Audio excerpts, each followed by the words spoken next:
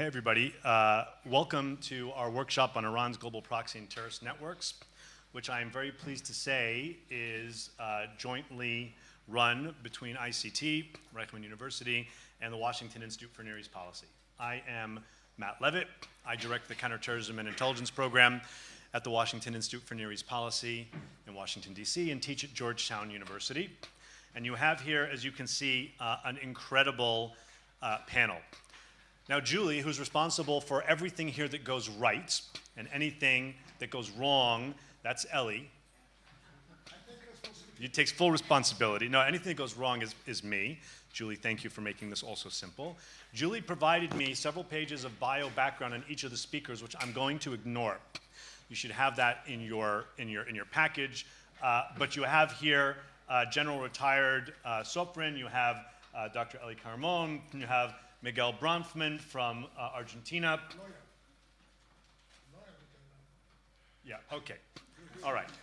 So we're a lawyer now. And then you have Nakissa from the U.S. Military Academy at West Point.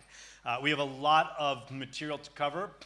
And I've already been informed I'm not going to get our speakers to speak as briefly as I'd like, so we're going to jump right into it. And then we will have time, I promise, for Q&A at the end. Don't hold back. Ask your toughest question, and we'll pose it to whoever is brave enough to take it. So, lady and gentlemen, thank you so much for being here, and to ICT for making this possible. And Amnon, if it's okay with you, we'll start with you. This is your powerful clicker for your slides. Bevakasha.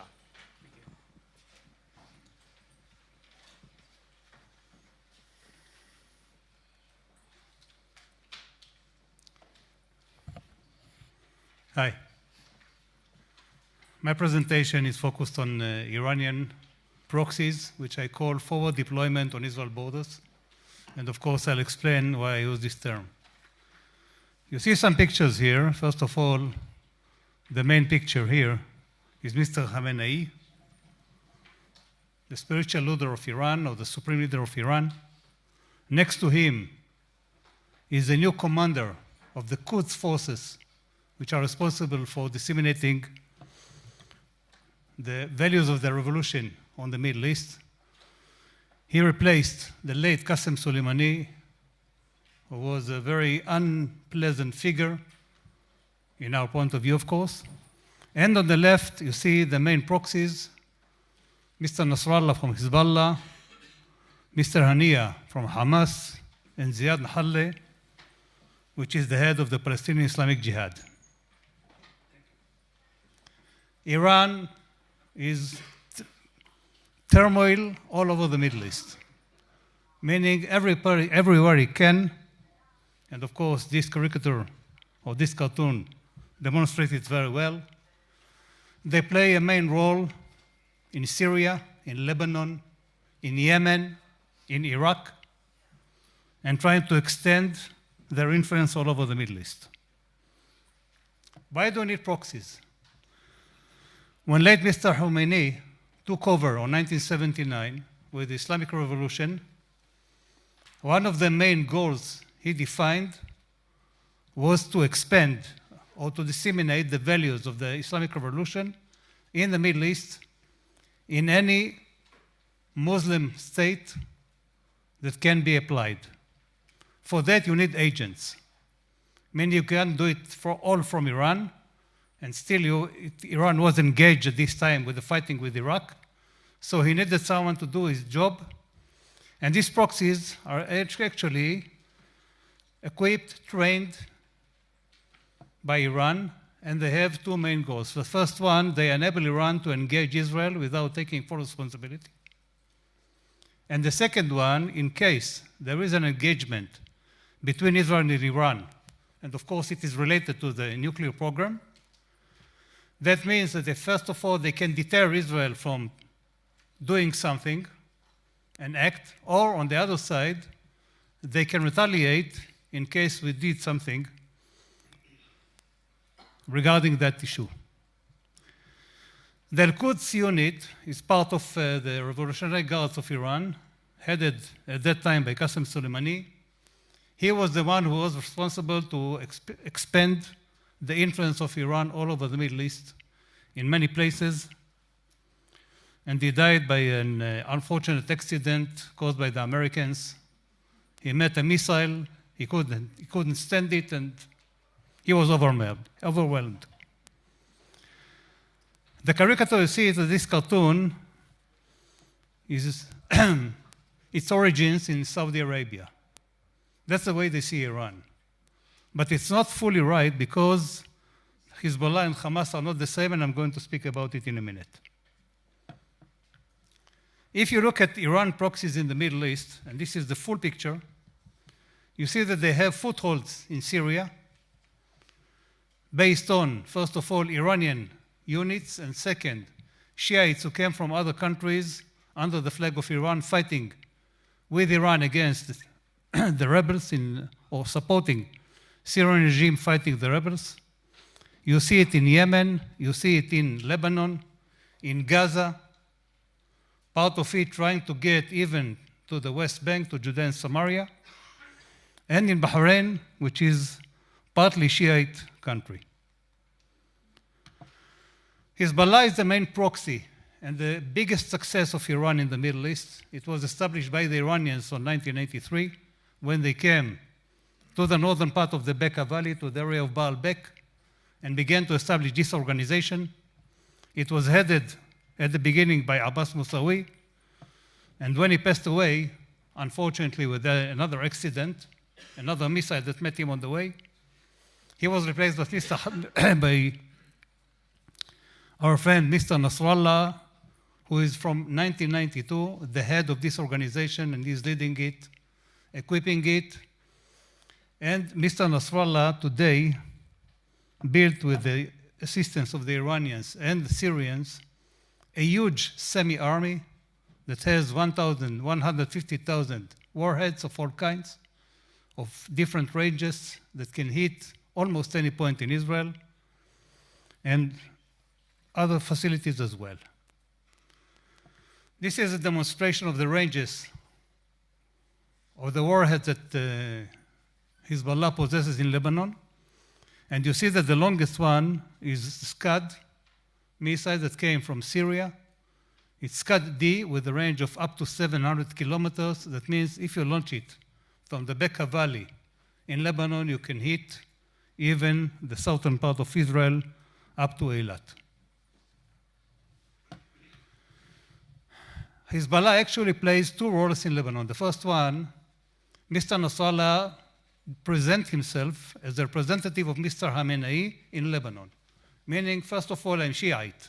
I'm not a Lebanese, I'm Shiite. But on the other hand, he claims that this is an organization that protects southern Lebanon from the Israelis, and actually taking responsibility for that. And because of that, you cannot disarm it, and you cannot hit it, and it has a very strong foothold inside this country. Hezbollah responds to anything Iran asks for it. For example, during the civil war in Syria, the Iranians asked Hezbollah to bring his own fighters to fight against the rebels together with the Syrian army. Hezbollah was heavily involved in the fighting. He lost almost 2,000 people and 5,000 people that were wounded, and then he came back, but he got experience or gained experience in fighting what we call the combat or combined fighting, activating tanks, APCs, artillery, and so on. Hamas, on the other hand, is a Sunni organization, which is affiliated to the Muslim Brotherhood in Egypt. When you ask what Hamas has to do with Iran, the answer is very simple. It's called mutual interest. Meaning Hamas was deteriorating economical and physical because of the siege Israel played on Hamas in Gaza.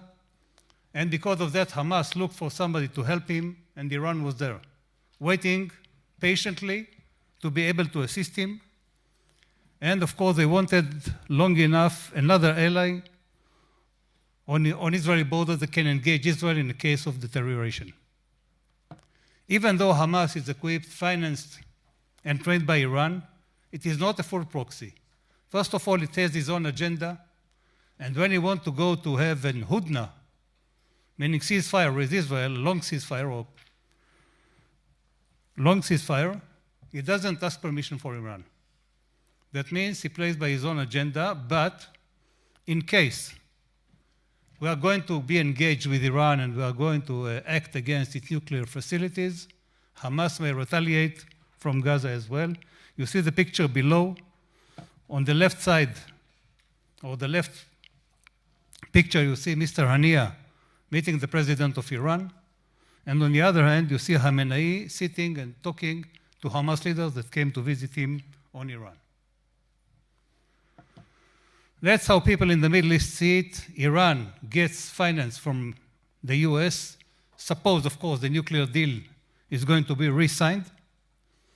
And then Iran transfers the money to Hamas, as it does often, or on a permanent situation. And then Hamas uses it, instead of giving the money to his own people, which are hungry and very poor, he uses it for his military equipment and to launch rockets inside Israel. The Palestinian Islamic Jihad, PIG, or an organization that was established by the Iranian, trained, focused, financed, and of course equipped by Iran. It is deployed in Gaza. It is coordinating these activities with Hamas, but it has its own agenda, and sometimes and frequently it does it. He acts upon his own agenda, meaning launching rockets and missiles into Israel and engaging Israel any way they could. On November 19 and on August 22, they faced Israel twice alone without the interference of Hamas. Hamas didn't take any active, didn't participate. They allowed the PIG to be engaged alone. On the last round we had with the PIG, the Iranians stopped them after 3 days because they were engaged with a negotiation for signing or re-signing the nuclear deal with the US, and they didn't want something to interfere with that. Iranian maintains military presence in Syria since 2012, I believe, very close to the Israeli Golan Heights. Iran found another arena where can they engage Israel from very close range, from the Golan Heights, a place they were never been before. They tried to establish a new organization which is called Hezbollah, or Syrian Hezbollah, but Israel denied it and of course didn't let it happen. And in addition, they have their proxies that have been brought to fight together with the Syrians against the rebels, Pakistanis, Afghans, and so on. They have in Syria rockets, suicide UAVs, and other weapon systems that can engage Israel from this front as well. What is the worst-case scenario? The worst-case scenario is that if something happens between Israel and Iran, and usually they tend to think that it will be an Israeli initiative, every one of these organizations can retaliate and respond to Israel on top of what Iran can do. Meaning Hezbollah from Lebanon, which has the ability to launch many rockets and many missiles into Israel. We speak about 2,000 warheads a day on a daily basis, which is a huge amount. Just for comparison, in 2006, when we had this fighting in Lebanon, they managed to launch about 130, 140 rockets a day. And now we speak about 2,000 a day. The second issue is Hamas and PIG, the Palestinian Islamic Jihad from Gaza, and the Iranian proxies in Syria and in Iraq. If I want to conclude, Iran is allocating huge resources over the years to organize and to build these capabilities to be able to engage Israel whenever it's needed. Therefore, actually, these proxies are actually compiled or divided into two categories. The first one is organizations that are fully committed to Iran, like Hezbollah and the Palestinian Islamic Jihad, and organizations that are partly committed to Iran, which is Hamas and the Shiite militias in Iraq, that not necessarily will engage Israel as well. That means that we must be prepared in case of the worst case scenario, that we are going to be engaged with Iran. We have to be prepared to deal with Hezbollah, with Hamas, Palestinian Islamic Jihad, and maybe Shiites from Iraq as well. And this is the Iranians' vision. Israel is surrounded, attacked from Lebanon, from Syria, from Gaza, and everything is okay.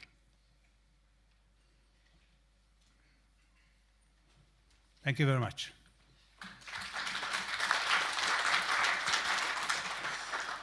Thank you, Amnon. It was a great way to kick off our panel. Let's go to Miguel, who will speak to Iran's threat in Latin America, a case study of the Venezuelan Iranian plane seized in Argentina.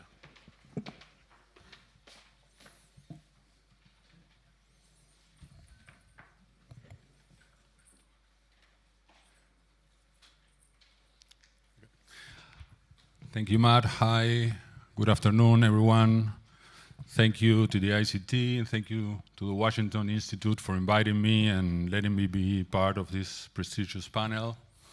I'm going to share an actual case that's going on right now, that it's open, that it's under investigation in Argentina, that shows that Iranian threat is not something abstract, it's something actual and present, happening right now.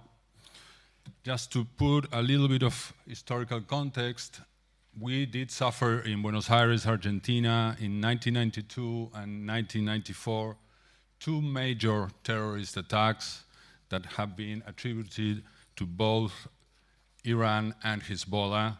There are fugitives today with international arrest warrants and red notices from Interpol, accused of being the intellectual authors of these two attacks. A bit fast forward in time.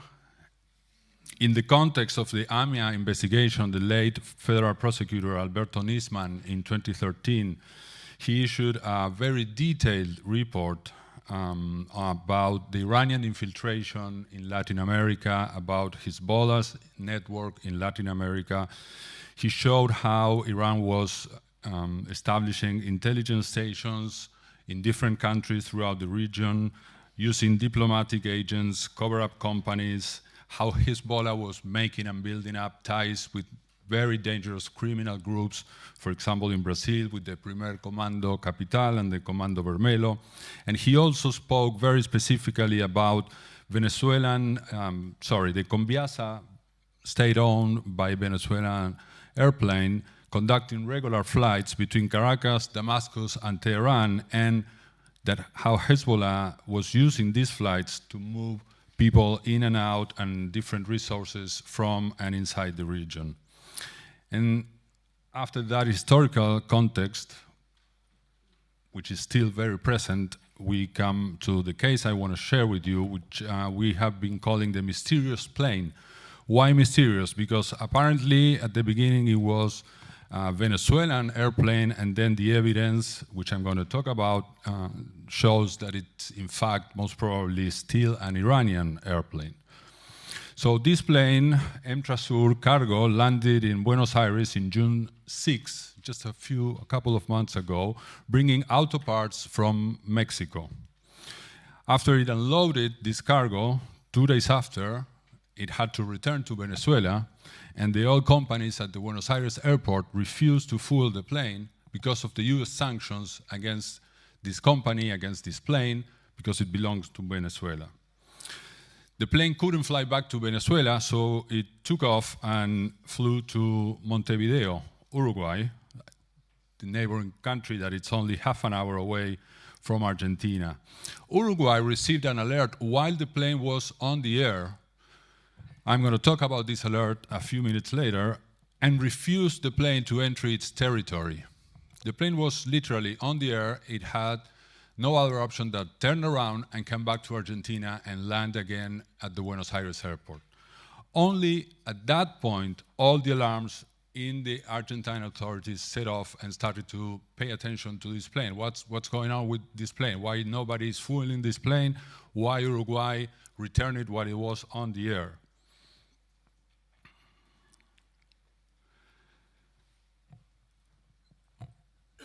So a lot of information started to come, flowing from different sources, different countries, and more scrutiny was put on this crew, which had 5 Iranians, 14 Venezuelans. It was obvious to everybody that this was a very unusual, large crew for a cargo plane. And then one name in particular caused concern, which is Gholam Reza Ghasemi. I'm going to concentrate on this person for matters of time, but there were also other crew members that were and still are under investigation with different ties to both Iran and Venezuela. So he was the main pilot on the Emtrasur flight. He's believed to be former or actual member of the Iranian Revolutionary Guard Corps and the Quds Force, and he's the CEO of Fair Qasem, which is believed to be linked with the Iranian Revolutionary Guard Corps. As you all know, this organization and the Quds Force and Qasem and Mahan Airlines are all under sanctions by the US. So a lot of pressure gradually started to grow in Argentina by political groups from the opposition, the media, the Jewish community. As I mentioned before, the Iranian threat for the Jewish community is not something abstract, it's something more than real. We did suffer it 30 years ago. We're still fighting for and seeking for justice. And as I said, a lot of information started to flow. Some open sources like Flight Radar, it's an app that anybody can download on his or her phone. And these were some of the flights that appeared that this plane had taken in the previous month. You can see Ciudad del Este in Paraguay. You see flights between Caracas and Tehran, Moscow, Belgrade, Mexico. And they are not here, but there were a lot of flights back and forth, Tehran and Damascus in 2020 and 2021. So with all this pressure and this information, a federal judge and a federal prosecutor opened a formal investigation trying to determine if there was any connection with being terrorist activities, terrorist planning activities, or some other kind of organized crime. So the whole crew was detained, not arrested, but formally put under investigation. Their passports were kept, and they were not allowed to leave the country. The plane was also seized, and all the personal phones, all the personal devices were seized by the judge, and they were and still are under investigation. For example, Ghasemi's phone had 8,000 contacts that are still being worked. These are some of the pictures that were found in Ghasemi's personal smartphone. The first one needs no explanation, death to Israel. The second one is the logo for the Iranian Revolutionary Guard Corps. This is presumably the guy in the right is Ghasemi, is young Ghasemi in the IRGC uniform. This is the young Ayatollah Khamenei. This was all, as I said, in his personal smartphone. So different countries help providing intel about this person in particular. And one of the most specific things that we received was about Unit 190 from the Quds Force, which is a unit that provides weapons to its proxies and armed forces abroad. And they believe that these flights and stops that we showed just 2 minutes ago might probably have been used for this purpose, especially the flights from Tehran and Damascus. Ghasemi was also and is linked to Unit 190 and, as I said before, Fair Qasem. So auto parts trade between Mexico and Argentina are in fact quite usual and normal, and they happen frequently. This was a cargo for Volkswagen, and there's nothing wrong with that or unusual. The unusual thing was the plane, this high rank official was there, and the crew.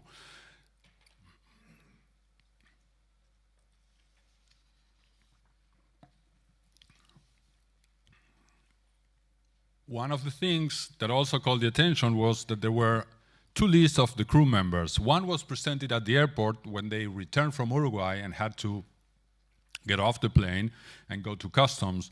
The first list presented 11 Venezuelans and 7 Iranians, that's 18 persons, while their second list that was presented at the hotel that they were sort of forced to stay presented 14 Venezuelans and 5 Iranians, that's 19 persons. So what happened to that person that's missing?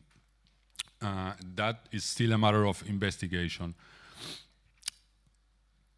So the judge at the beginning kept the whole crew in Argentina. After a while, and as days went by, he concentrated investigation in 4 Iranians, Ghasemi, of course, and 3 Venezuelans, and let the others go back to their countries. Just last night, the appeals court that's overseeing what the judge did confirmed this decision, so the main part of the crew was allowed to go back, and 4 Iranians and 3 Venezuelans are still under investigation, and the appeals court told the judge that he has 10 days to wrap up the investigation and present formal charges if he's able to. Then the case took an unexpected and surprising twist. In May 10, Paraguayan federal prosecutor Marcelo Pecci was murdered in Colombia. He had been investigating transnational crime in Paraguay and in the region, including Hezbollah. The perpetrators were caught and they were linked to Uruguayan drug dealer Sebastián Marcet, who is believed, so far just believed, to be the intellectual author of the crime. So this guy, Sebastián Marcet, is really young, 31. He's the head of the first Uruguayan cartel. This is quite a novelty for a small and always peaceful country like Uruguay. Apparently, it's emulating Brazil and Paraguay. And he has a criminal organization in Paraguay, drug trafficking, money laundering, all the things we know. He's still a fugitive. And the link came no less than by the Paraguayan anti-corruption minister when he announced that it was a possibility that there was a link between Pecci's murder, the Paraguayan prosecutor investigating Hezbollah and its activities, and the cargo's crew. Why? Because when the plane was in Ciudad del Este, which is the city in the tri-border area between Paraguay, Brazil, and Argentina, on May 13 and 16, only 3 days after Pecci's murder, the crew was received by another Uruguayan, Federico Santoro Basalo, who is believed to be Marcet's right hand and number 2 in his organization, or at least a high-rank person in the organization. This person took care of the crew and the lodgings of the crew. He took care of them. While the plane was in Ciudad del Este, Ghasemi was also the pilot, plus 2 high-rank members of the Iranian Revolutionary Guard Corps. So, as I said, the case is open. There are a lot of questions. We know for sure that, yes, they brought auto parts, that is true, but we know that they were up to something else.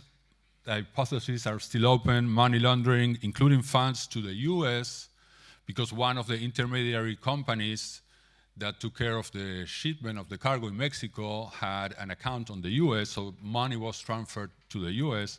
As I said before, moving in and out operatives, gathering intelligence for future routes, operations, planning a terrorist attack, or just what the usual drug operation linked to Ciudad del Este, Hezbollah, Uruguayan cartel. We don't know, but we, as I said, we're very concerned about this. The Iranian threat is not something abstract. We have suffered their activities. It's been a long time since we have been telling Iran is still operating in the region, Hezbollah is operating in the region. They have kept growing and growing. And this is what you have when the countries do nothing or nothing really serious in the fight against terrorism. So this case shows how they're still operating. It was a major strike for Iran and for Venezuela. This plane will not be able to go on air anytime soon. The plane is really old, it's in very bad conditions, so they lost a big asset for them. Ghassemi has been exposed. But on the other side, on the judicial case, if the judge has not, does not find strong, sustainable evidence to charge them for being involved in terrorist activities or even any transnational or serious crime, he will have no other option to let them go. So on the intelligence side, this has been a major triumph, no doubt about that. We're still working on the judicial case. I'm a lawyer for a profession, so I always pay attention to that, and let's hope that some proof can be found anytime soon. The black box from the plane was sent to the US to be analyzed. We're still waiting for answers from that, and as I said, the case is still open. I hope it was of any interest for you, and I'd be glad to answer questions if you have any. Thank you very much. Super, Miguel. Thank you very much. Next, we have Dr. Eli Karmon, who I have to be nice to because he's known me since I was very, very, very young, who's going to speak about Iran's strategy of terrorist blackmail in historic perspective.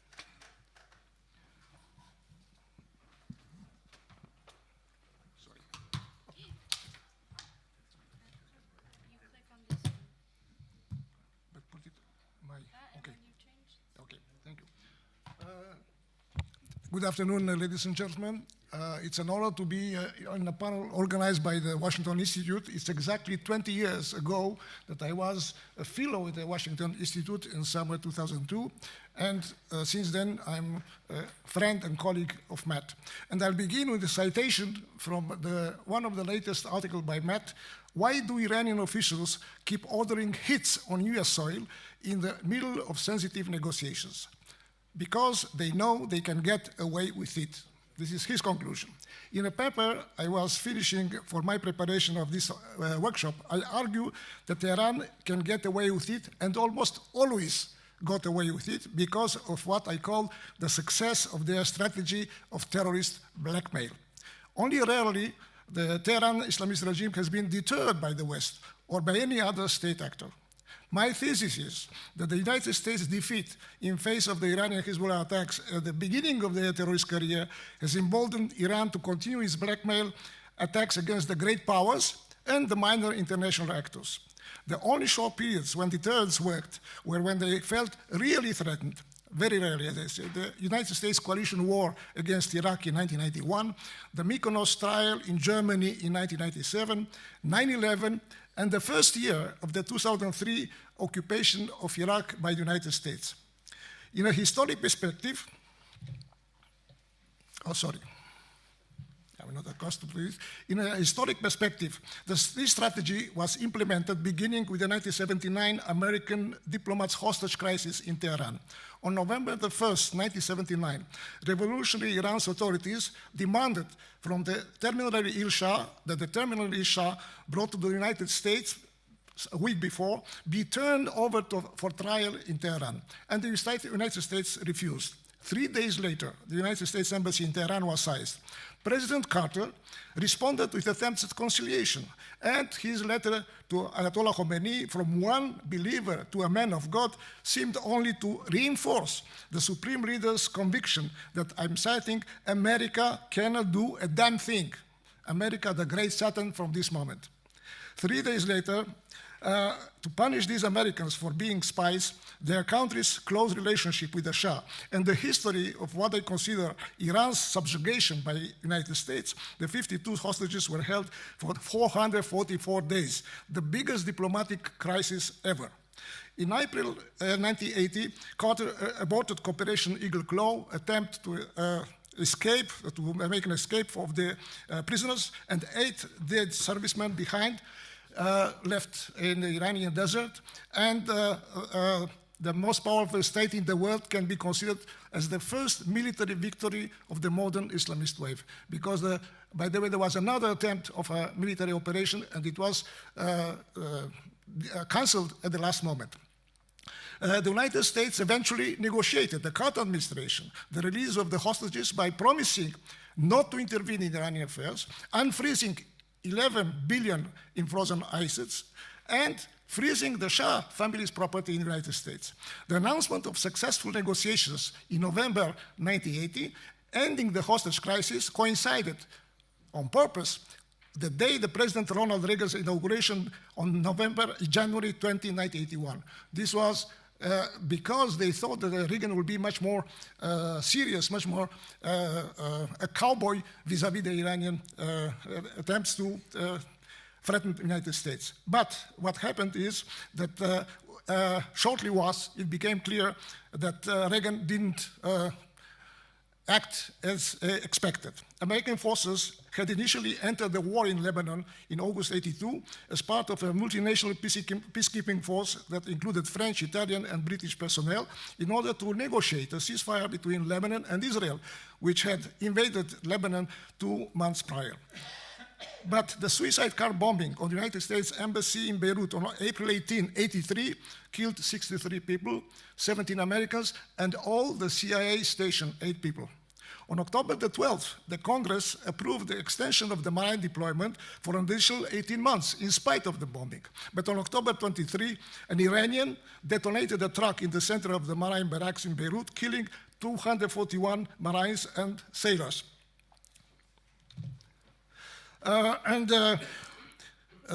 This was considered, by the way, by the FBI, the largest conventional blast ever seen by FBI's forensic explosive experts. The Marine bombing was considered to be the Pearl Harbor of the Middle East, according to Fred Hoff, which was a former Army officer attaché in Beirut, who investigated the bombing as part of the Long Commission. A second suicide bomber struck the building where the French contingent was, stationed, and 58 paratroopers were killed and 15 injured. The single worst French military loss since the end of the Algerian War. 3 developments had incited Iran to drastically escalate its action in Lebanon. The congressionally approved extension of the Marine deployment, America's inaction in the face of the attack on the embassy in April, and the aid provided by Iraq by France. 5 months later, in February 1984, after the Lebanese government authority in West Beirut collapsed, all the international forces, including the Americans, pulled out of Lebanon. After the US pullout in Lebanon, Hezbollah gained wider ground, launching attacks from Israel to Kuwait, actually all over the globe, and it has since become the most powerful militia in the region.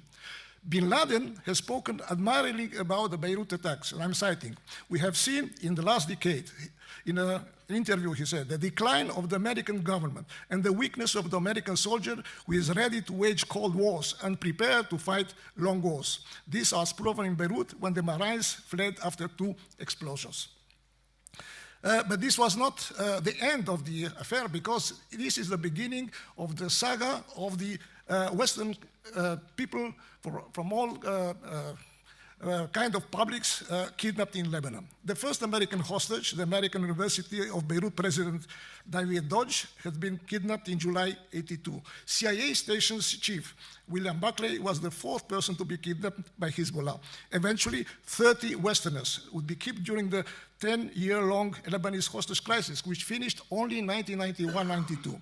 Some, including Buckley, died in captivity, and one, like we see, Colonel Higgins, was even hanged after torture by the Hezbollah. Iran, working through Hezbollah surrogates to insulate itself from retaliation, learned that terrorism paid off in a big way. It later used Hezbollah to capture 15 other Western hostages as bargaining chips to secure arms from the United States in what has become the famous Iran-Contra affair, where Israel also was involved. By contrast, when 3 Soviet diplomats were kidnapped in Lebanon, Moscow refused to deal. Instead, they captured a Hezbollah leader and began shipping his body parts, ear and parts home until the diplomats were released. So never they were attacked in Lebanon since then. There is a French experience also, very similar perhaps to the American one.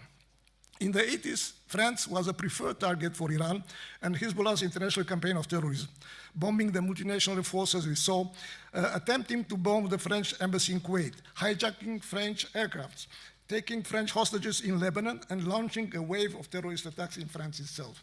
And we see here what happened with the attacks in Paris in 85-86.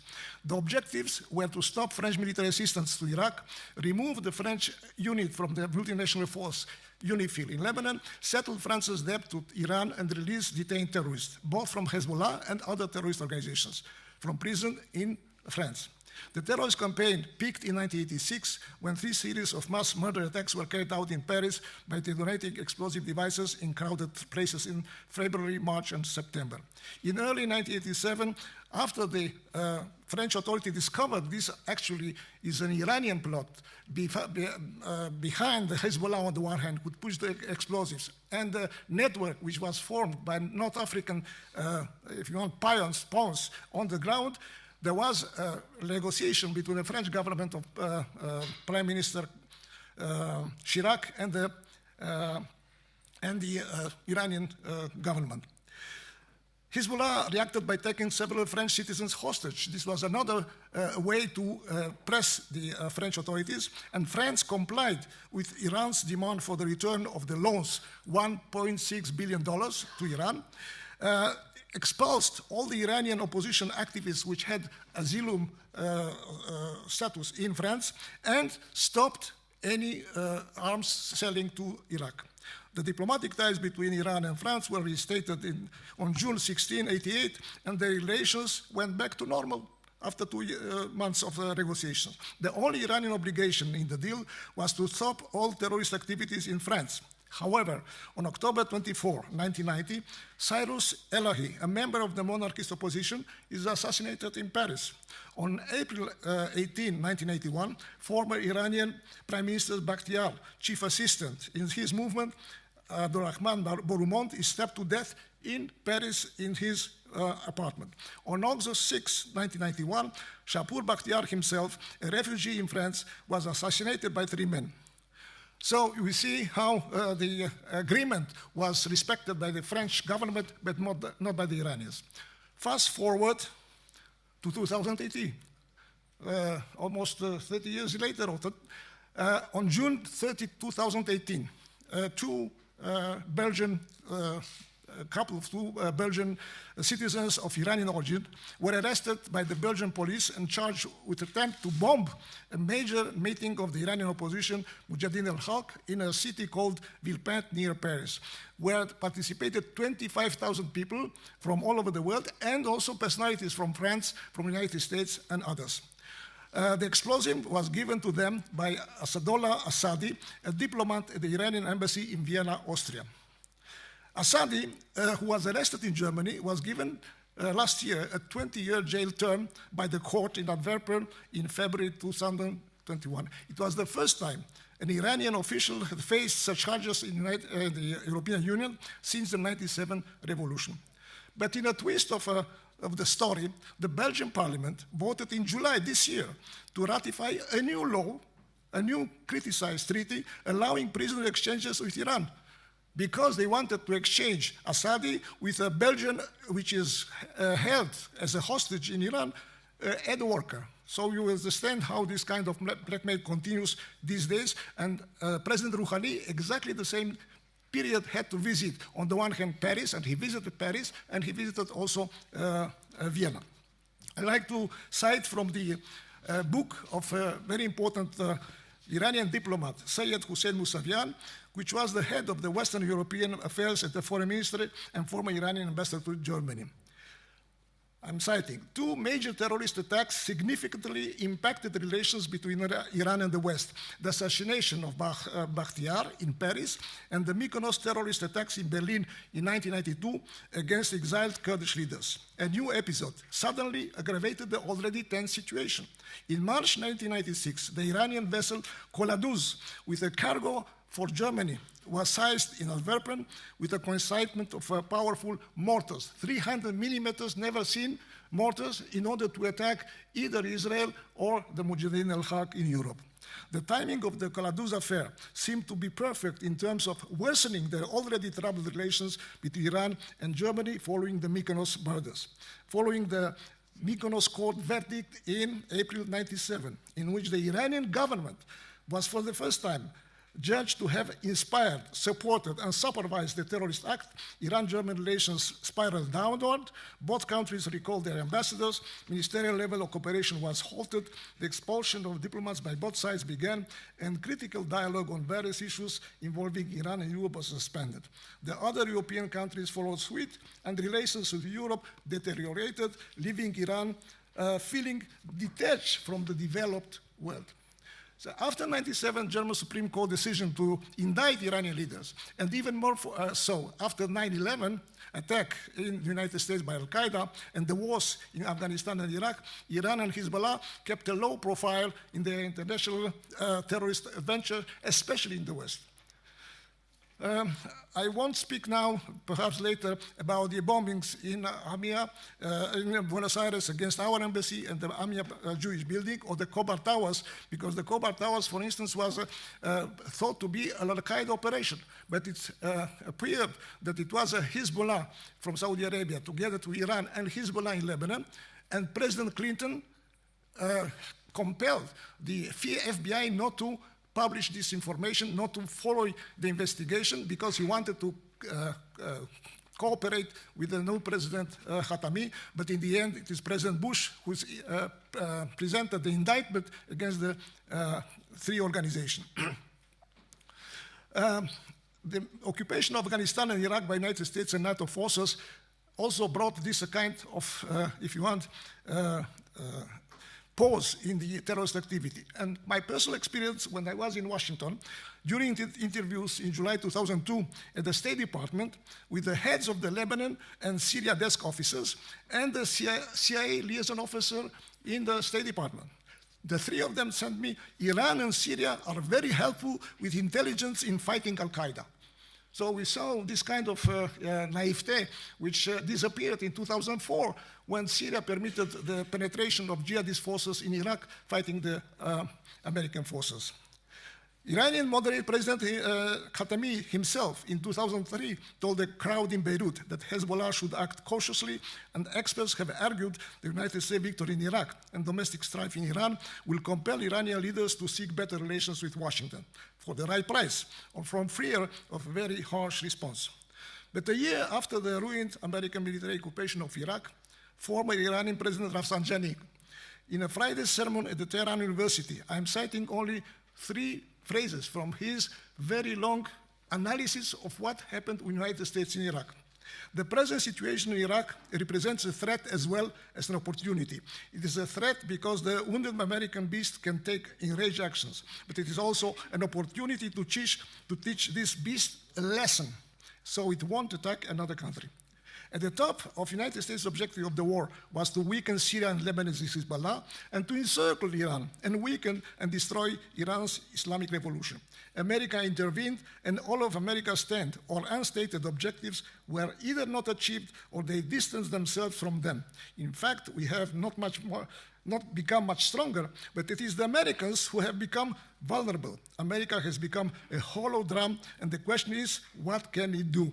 And if you take in consideration this situation and this position of Iran beginning 2004 and the withdrawal with American forces from Afghanistan last summer, you understand what is the relation of forces or the balance of forces between the two. I won't enter here. There is some case studies, the Thailand case study, Turkey case study, which, by the way, we heard about the attempts to kill Israeli tourists the week before Erdogan had to visit Iran, and still they continue to try to kill Israeli tourists, and also India attacked by Hezbollah and by the Iranians. Thank you very much for this moment.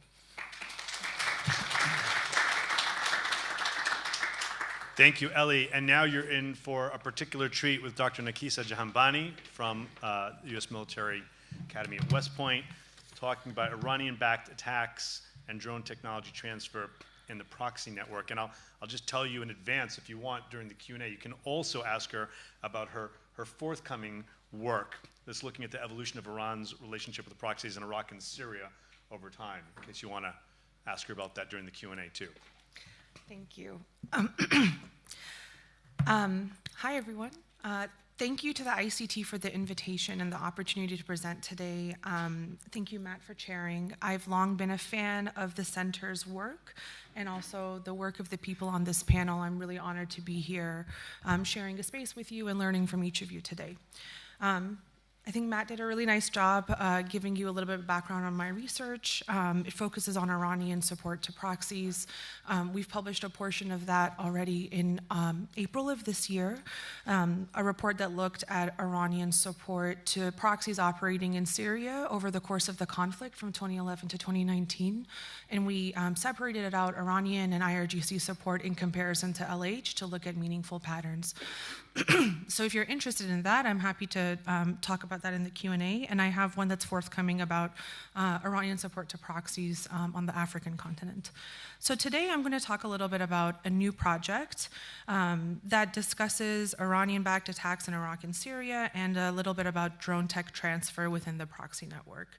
It's a topic that I think is particularly relevant given the spate of drone attacks that we've seen conducted in the last year and a half in Iraq and Syria against US targets. I'll share some insights, some big picture findings from some data that we've collected with the caveat that they're preliminary and of course subject to change. And just as a note, I use the word proxy network to include groups that may be considered more partners or surrogates like Hezbollah and Hamas, like Dr. Sofrin so beautifully described and put up for us at the beginning of this presentation. But I also lump in with that proxies, so groups that are a little bit more reliant on Iranian support. So it's been almost 3 years since the Soleimani strike, and Iran's activities with regards to proxies in the region seem to have remained somewhat resilient. That's not to say that they've remained in stasis, but we've seen some notable changes. So take, for example, the case of Syria. Iran's military footprint in the country has reduced somewhat, but there are still reports of IRGC commanders there, Fatimiyun soldiers there, but it is a little bit smaller. But however, at the same time, the soft power initiatives have continued both directly and vis-a-vis proxies, and a lot of the recruitment and reconstruction initiatives that Iran started either during the conflict or at the end of the conflict are continuing today. Perhaps one of the more striking differences would be the way in which proxies in the IRGC have shifted tactics when attacking adversaries like the US in Iraq and Syria, and specifically the use of drones. Broadly speaking, since 2020, there's been a demonstrated increase in Iranian-backed attacks on US diplomatic and military installations. And when I say Iranian-backed in this context, it means both IRGC and proxies, and it includes rocket mortar, IED, and drone attacks. Just to give you a little bit of idea about the difference, Iranian-backed attacks on US diplomatic and military targets between 17 and 19 numbered something in the 20s and occurred exclusively in Iraq. There were no drones deployed in those attacks. And by contrast, between January 20 and August of 22, Iranian-backed attacks numbered well over 100, 24 of which were reported to be drone attacks. There were no report of drone attacks in 2020, but in 2021, drones were used in about 22% of all Iranian-backed attacks in Iraq and Syria against US targets. And between January and August of 22, they accounted for about 21%. So we can't know how that last number is going to round up because there's still a few months left in 2022. But it seems to be already proportionally on par with the previous year. Initially, the motivation for the increase of Iranian-backed attacks on these types of US targets overall in 2020 was in retaliation for Soleimani's death. And it seemed that after that, the tactic likely remained as a means to put pressure on the US without risking full-out conventional conflict. And this sort of tactic also fits well within the forward defense doctrine that Iran and the IRGC uses that focuses on dealing with external threats before they get to their borders. And there's a really good report from Alex Vatanka with New America that describes that. If you're interested, I highly recommend you look it up. In the data that we collected from open sources, we noticed about 3 times as many drone attacks were launched against targets in Iraq in comparison to Syria. And those started in 2021. It seems that the decision to launch any Iranian-backed attack against US targets in Syria in 2021 was deliberately made by certain Iranian, Syrian, and proxy leadership in 2021 as a way for Iran, to answer Israeli strikes without risking retaliation on an already weakened Syria. This is according to a recent New York Times article. In many instances, these attacks are claimed by smaller, lesser-known groups, and in-depth research by people like Michael Knights and Hamdi Malik and others indicate that they're connected to more prominent organizations that we're more familiar with, like Asa'ib al-Haq and Kataib Hezbollah, who have long been backed by Iran in Iraq and were even deployed to the Syrian theater. I've mentioned a few times that this recent spate of Iranian-backed attacks are unique because of their deployment of drones. Drones are just another instance in a line of technologies that Iran has passed to proxies in its network. Other techs have been rockets, missile technology, cyber capabilities, all of which are still a concern of varying degrees. And by way of context, Iran has developed drones since the Iran-Iraq War and has provided proxies with drone tech, components, and capabilities since the early 2000s, some of the earliest instances being provisions to Hamas and Hezbollah. Behnam Taleb wrote a really nice piece in National Interest sometime last year in which he discusses that Iran has exported drone, rocket, and missile technology and capabilities to areas that it had previously transferred other weapon systems. Exporting that knowledge to be produced domestically offers Iran even more distance from culpability in an attack. And this, to me, indicates that perhaps we can anticipate the spread of emerging technologies, whether now or in the future, to proxies in which Iran has shared advancement with in the past. There is support for this notion anecdotally by tracing proxies' gain and use of suicide drones, the ones that can loiter and detonate near a target. For instance, Hamas and the Houthis, whose rocket programs Iran has patronized for years, have access to suicide drones. There's been reports of that, and a lot of that tech can be traced to Iran. There's also some instances of similar suicide drone attacks by Iranian-backed actors in Iraq, notably Kataib Hezbollah and its alias organizations, targeting U.S. forces at the airbase at Erbil Airport on multiple occasions in 2021. There's also evidence of Iranian-backed actors working together in the proliferation of drone tech. There are reports of Hezbollah training Kataib Hezbollah members on drone use as early as 2019, and reports of Hezbollah more recently training Fatimi units in Syria. And in April of this year, reports of Hezbollah opening workshops to manufacture and repair drones, among other weapons, in Syria. So to conclude, I thought about this as I was preparing these results. You know, we're almost 3 years out from January 2020, and what does the network look like after Soleimani's death?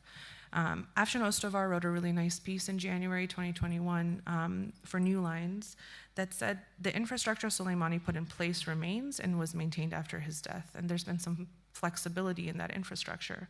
Ezzedine and Azizi had a really nice piece in War on the Rocks that made a case for how the axis of resistance, the collection of Iranian-backed actors and proxies that work towards its goals in its favor, has morphed to be decentralized due to internal and external pressures.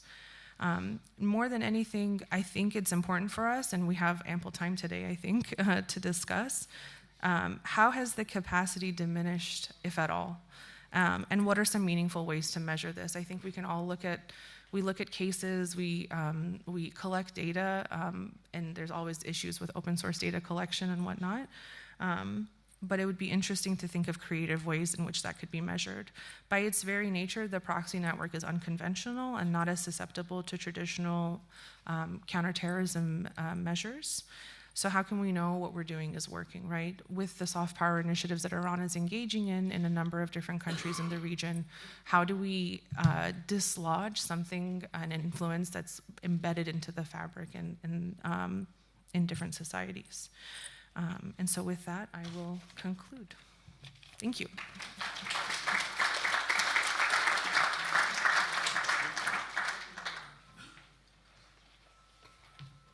Okay.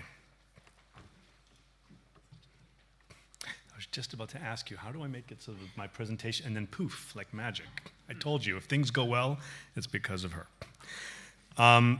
So first of all, I want to thank all my fellow panelists. It's a real honor and a pleasure to be able to be on a panel with each of you, let alone to moderate it. And I want to thank you all for joining us today. Nakissa, I want to thank you for setting me up. I promise you I didn't put her up to this, talking about open source data. Because what I've done is looking at not Iranian proxy activity so much as Iranian external operations writ large, and try to figure out who's doing these, who are they targeting, what type of operations are they doing, where are they doing them, why, and this is the hard one, why are they doing them, to try and get some insight into the nature of Iran's external operations. So the reason we started this off was, as you've heard from some of our previous speakers, we've had a series of plots of Iranian operations in the West in particular. And in particular, the Assadi arrest in September 2011, which was really a watershed moment, leading, first of all, to an EU designation of certain elements of Iran's external intelligence service, the MOIS, the Ministry of Intelligence and Security.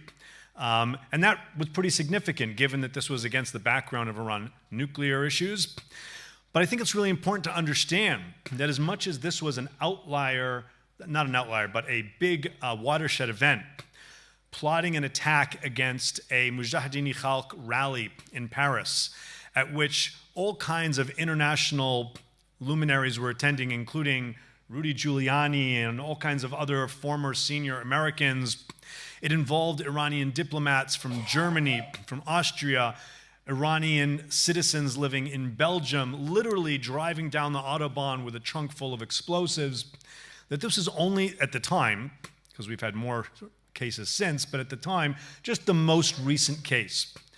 So I decided to take a step back and see, in the open source, this is only unclassified open source, what can we say about Iranian external operations carried out by themselves, by their proxies, by criminals, etc. The first thing is that this has gone on for a very long time. The first case we can point to in the open source is from just months after the revolution in December 1979. Shortly after that, another of the earliest cases was just outside Washington, D.C., not far from where I live. And so the idea that it's crazy that these Iranians would do things in the heart of Europe, in the United States, actually, that goes back to the very beginning. These plots, as I'll show you, have taken place around the world. And even since I started this project, some very significant cases have happened in places like Cyprus, in Colombia, 2 cases in Turkey, 2 cases in New York City, and there does not seem to be a slowing down. One thing I'll just throw out there is that when you're doing this, you're constrained by 2 things. One, what information is in the open source? I used to be the deputy chief of one of the US intelligence agencies. I don't draw on that at all. I've terminated all my clearances. There's lots of stuff that isn't in the public domain. We can't use it. We can't talk about it. But the other thing is that it's not the case that everything that's in the open domain is necessarily accurate. You'll read lots of stuff from the press that might not be entirely accurate. And finally, you have to have some type of methodology to figure out what's to include, what's not to include. So for example, we did not include every single Hezbollah attack. We included Hezbollah attacks where we could show that there was Iranian involvement, Iranian direction, an Iranian reason for wanting it to happen. And maybe there are other Hezbollah operations where we don't know about those ties, but they're there. But we can also point to certain Hezbollah operations where the Iranians were not involved.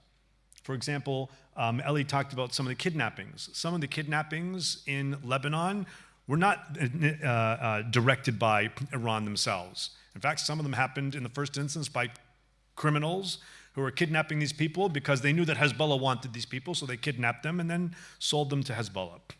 So what you have here is basically what the data set looks like on the right. If you're old school, that's what it looks like in an Excel spreadsheet. But what we did is we built this in something called Airtable. And if you want to geek out about Airtable with me afterwards, I'm happy to do that. Basically, it's an online, extremely powerful, versatile, and in its simple version, even free, though we have several projects that use Airtable, and so that's big enough that we have to pay, but it's not expensive. Even a student could afford it. And you can do really, really sophisticated things with this. Right now, the data set has about 115. I realize it says 106. I think it's about 115 cases right now. And it goes past to basically just a few weeks ago. We looked at all kinds of open source documents. We were very, very cognizant of source limitations, and we tried to figure out the basic, who, what, where, when, why, how of the external operations. To give you a sense, the Airtable is quite large. It's got 34 columns, 78 categories. It's very, very detailed. I'm going to give you the tiniest snapshot of some of what we found now. So the first who, we did two who's. Who are the targets and who are the perpetrators? And it's very clear that Iran has consistently over time been interested in targeting Iranian dissidents, including dual nationals, Iranians who are also citizens or residents of other countries, but also dual nationals who are not Iranian if they perceive them to be a threat to the regime. Legal foreign residents, Jews and Israelis, often Jews who are not Israelis, they don't make that distinction. Diplomats of Western countries, and in particular, but not only Western, Gulf interests in particular. And what's very interesting and timely right now is a conversation of the few cases where these operations have been carried out as a fulfillment of a fatwa, such as the fatwa targeting Salman Rushdie. And we had the recent case in Chautauqua, New York. And I'll get in the end to why I think that's particularly important for us as we look forward. They have a particular interest in diplomats. I like to point to a quote from a Hezbollah operative, Anis Nachasheh. This is from years ago in the 1990s. I think it was Ellie, you referred to the Bakhtiar plot. Actually, there were two. The first time they failed to kill him. The second time they killed him. The first time when the operative from Hezbollah was captured, he said, look, I got no personal feelings against Bakhtiar. It was purely political. He had a sentence of death from the Iranian Revolutionary Tribunal. They sent 5 of us to execute him, like nothing personal. It's good to see how they think. I imagine for Bakhtiar was very personal. And you can see here on the table, looking in blue over just the past decade, and in orange over the full 40 years, what the targeting looks like. And I should have said from the outset, by the way, we ran, for all of our studies we've done with this so far, what we've been doing is running the data twice. Running the data for everything that's happened since the beginning in 1979 of the Islamic Revolution, Republic of Iran, and then running it for the past decade to see what is really current in trends. The second who is carrying out these attacks, and this is actually very, very interesting. Under what circumstances does Iran send its own operatives? Right now, this second, as we're standing here right now, the Iranians are actually a little bit, one official put it to me, said, on a freeze. I like to call it more of a pause on some of these operations. Why? Because they had a plot in Turkey involving actual Iranian operatives who were caught, blown out of the water, fully exposed, lots of egg on the face, and they're in a little bit of a pause right now. When do they send their own operatives? What are the benefits? What are the risks? When do they send others? And we're seeing them sending lots of dual nationals. So people who are either Iranian and something else, or they're dual nationals that are not at all Iranian. And this is a theme I think we have to think very carefully about right now, because the Iran threat network, as we refer to it in the United States, has become, while still just a network and not formalized, they've really become more intimate with one another by virtue of fighting together really more in Syria than in Iraq.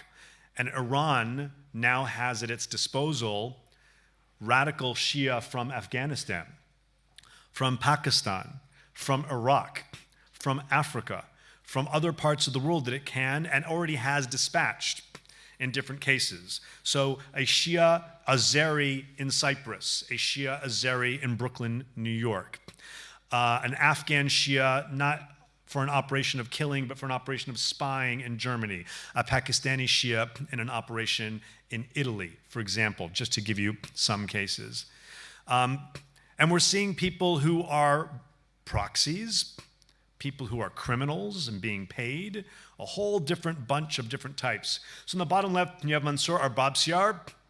Mansour Arbabsiar was a Iranian American in Texas whose car dealership was not doing well at all, and whose wife left him, and his life's falling apart, and he goes home to Iran where he hasn't been in a long time, and he, at a family function, bumps into a cousin who happens to be a Quds Force senior, Quds Force operative, who basically sees an opportunity fall into his lap, and he says to his cousin, how about you help me? We want to kill Saad al-Jubair, then the ambassador, of Saudi Arabia to the United States, later the ambassador, now another position.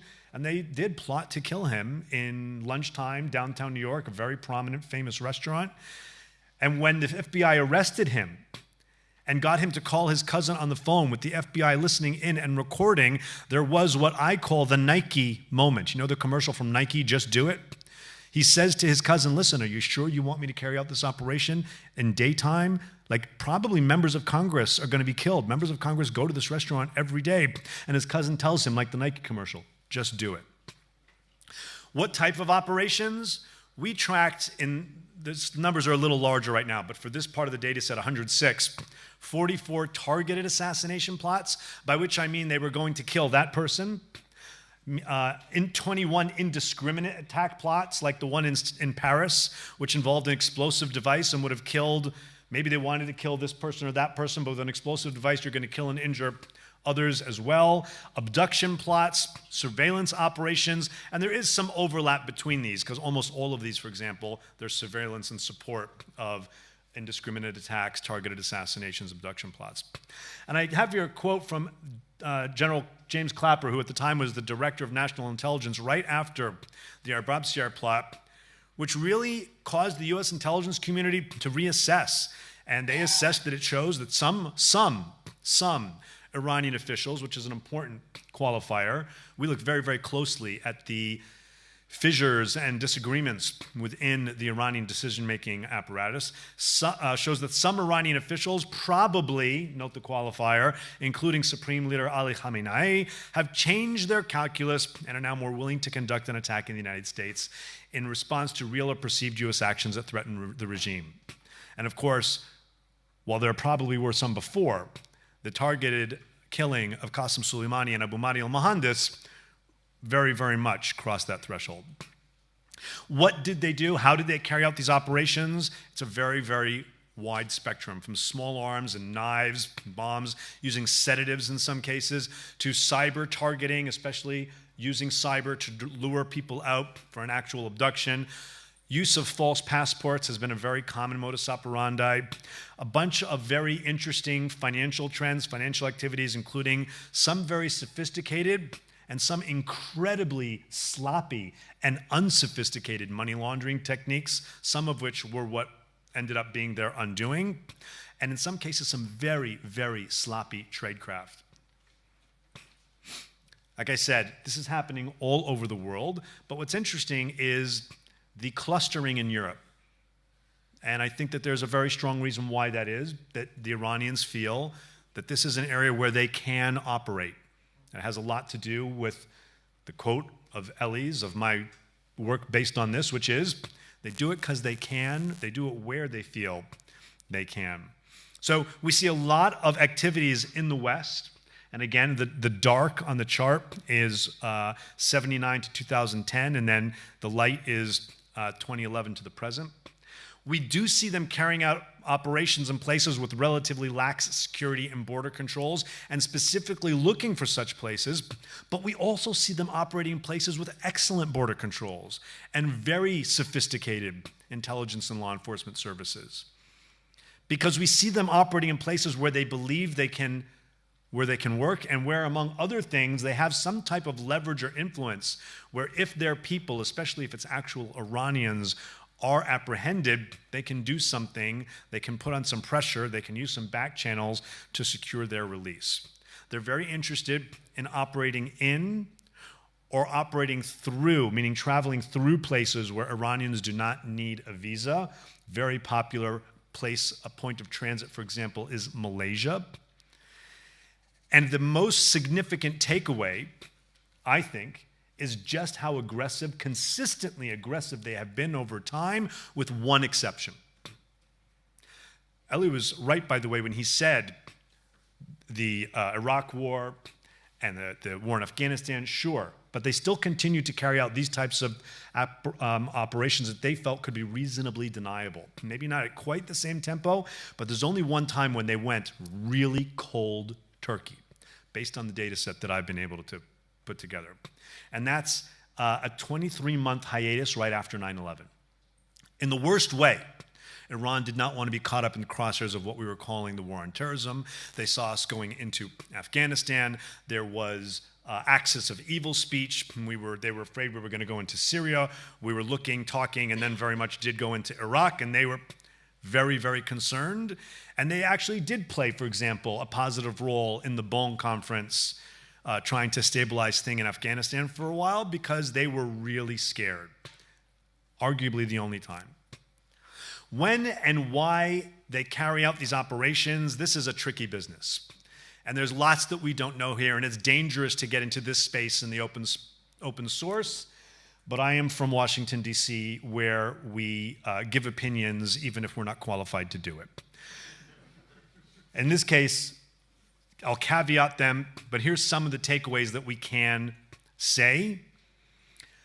Sometimes the motives seem fairly clear.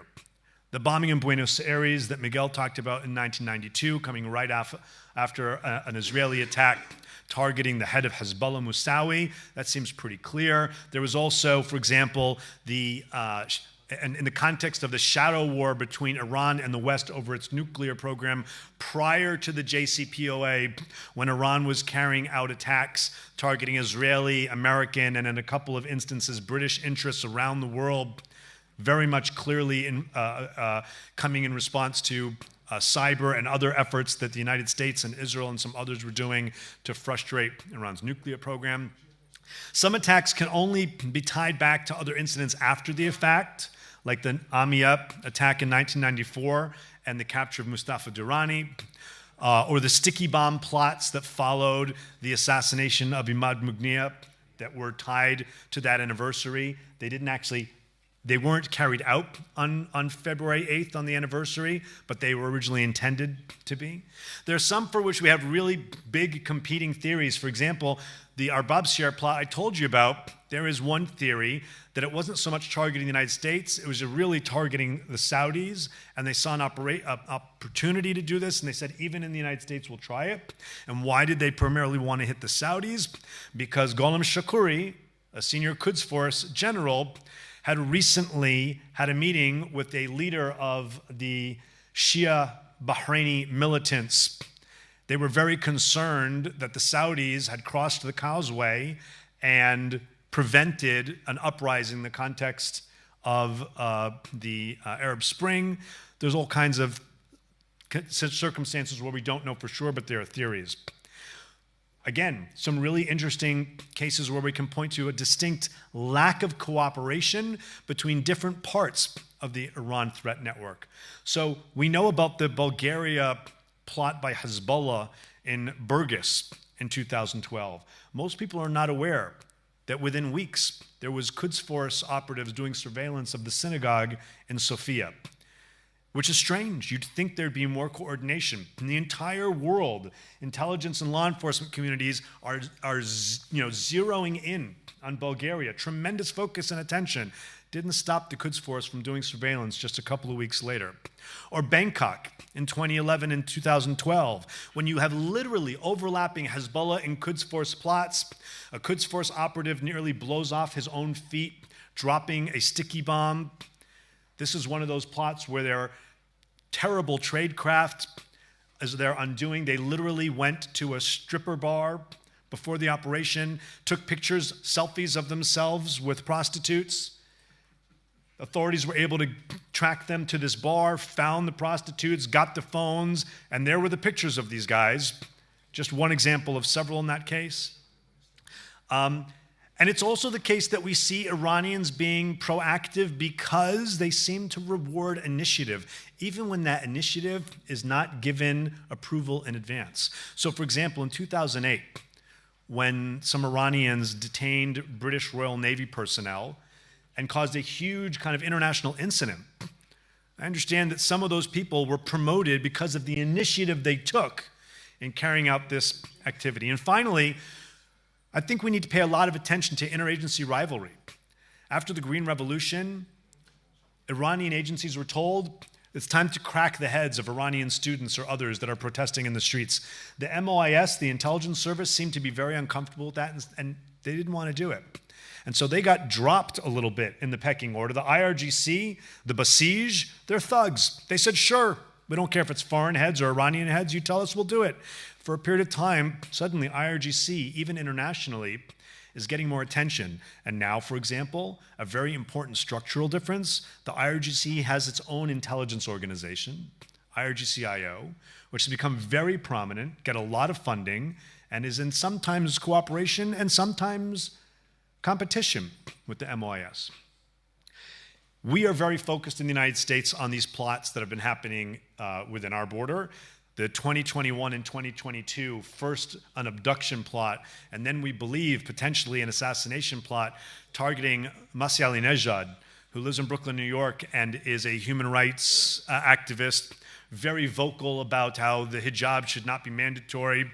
The idea that two Quds Force officers would try and kidnap her, bring her to the New York port, put her on a boat to South America, it sounded like something out of a very, very bad, unbelievable movie. But it was the real deal. And then, just a year later, an Azeri Shia is literally on her front step on the top picture, captured by her doorbell camera, with his phone, doing surveillance of the entire area, taking footage, and then he's captured not far from her house with an AR-15 in the back of his car.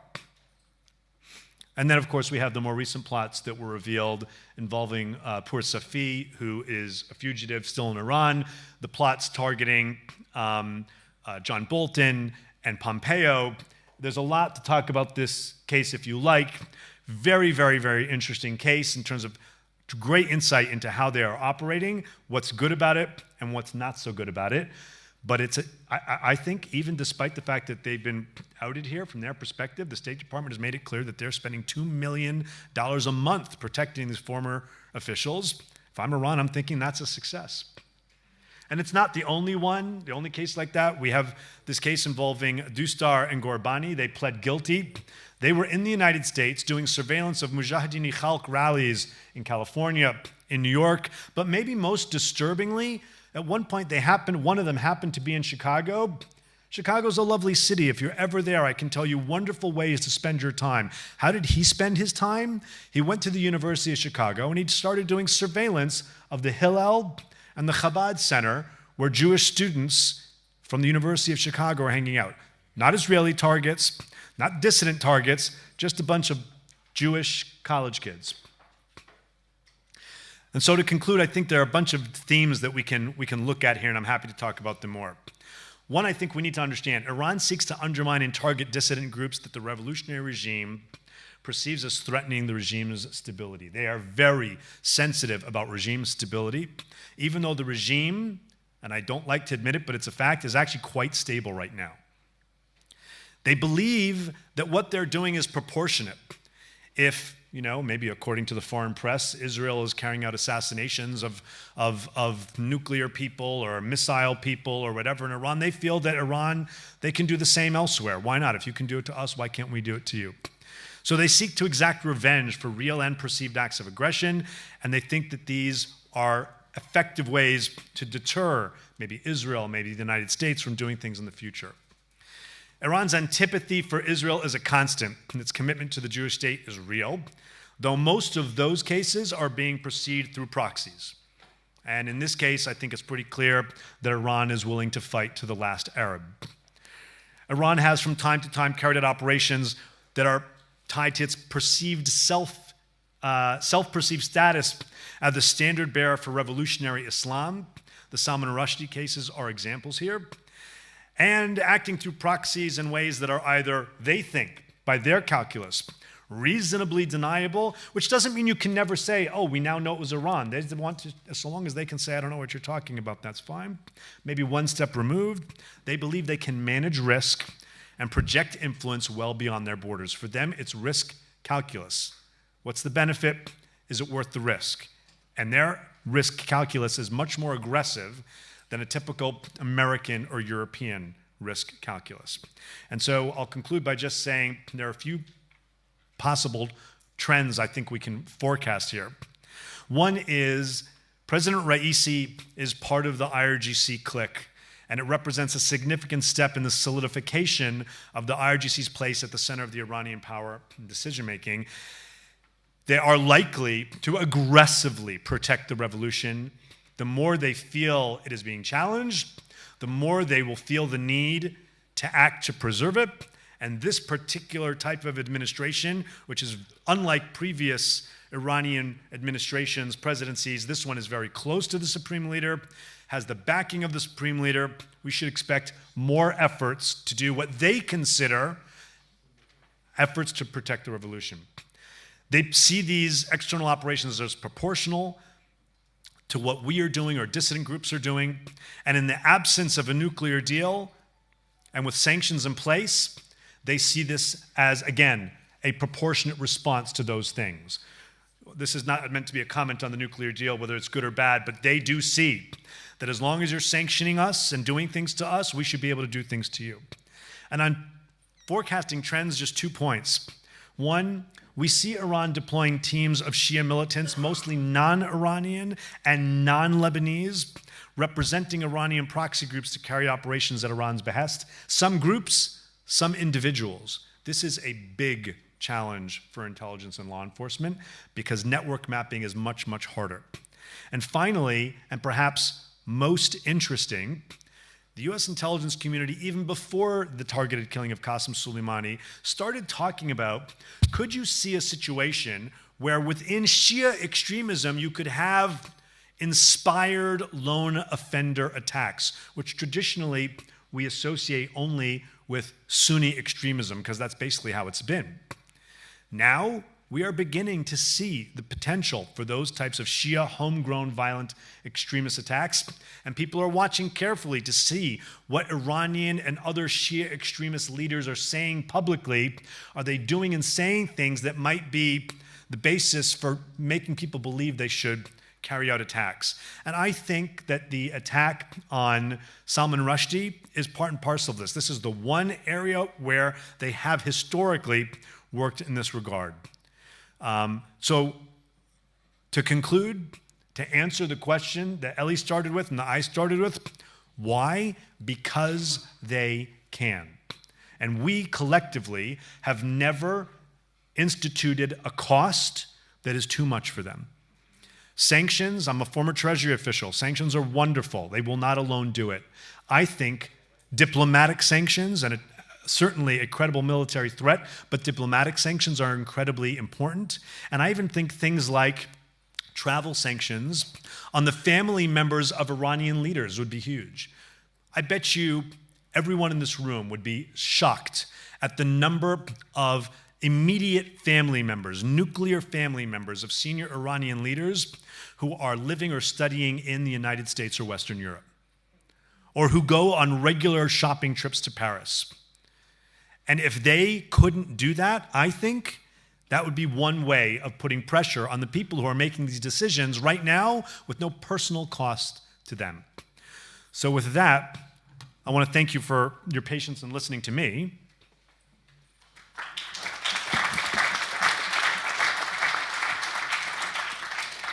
And yeah, all right. Never going to live that down. And I want to start by taking the moderator's prerogative and asking our panelists each a question, give you a chance, those of you who haven't already, to formulate a question, and we have plenty of time for that. So if we can, I'm going to ask a question for each of you, and then we'll just go down, and you can each answer your own question, if that's okay. Pardon? We're going to.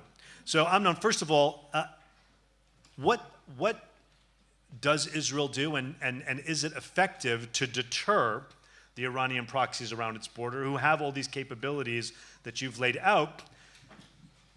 Is Israel successful at deterrence?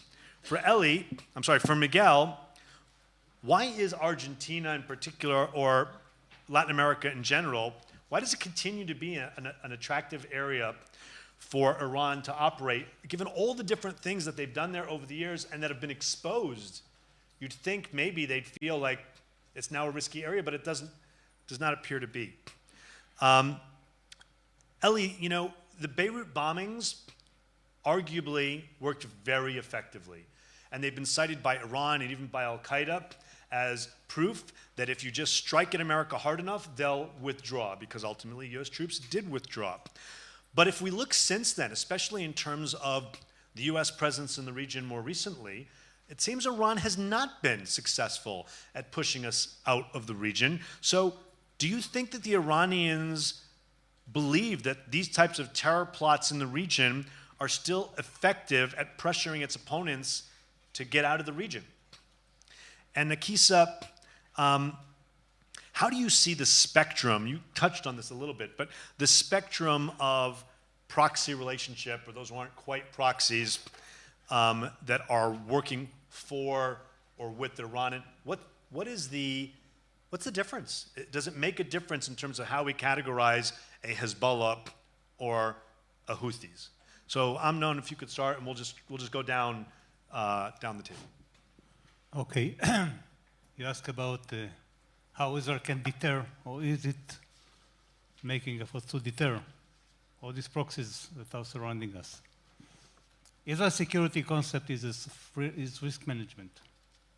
And that means we have to be prepared to be able to deal with each one separately and all of them together on one hand. On the second hand, we make all the efforts not to get to that. Meaning, first of all, deterrence. If we take, for example, Nasrallah, since 2006 up to about a year or a year and a half ago, was still hiding in his bunker in Beirut. And that says everything. That means he was scared and terrified from the fact that Israel can make any effort to take him down, and he was hiding, living in the shades, and didn't go out openly for many years. And that tells everything. The fact that since 2006, there were almost non-clashes between Israel and Hezbollah means Hezbollah is deterred. It doesn't mean that he won't try again, but he knows he's going to pay a heavy price. And that's a fact he must take into consideration.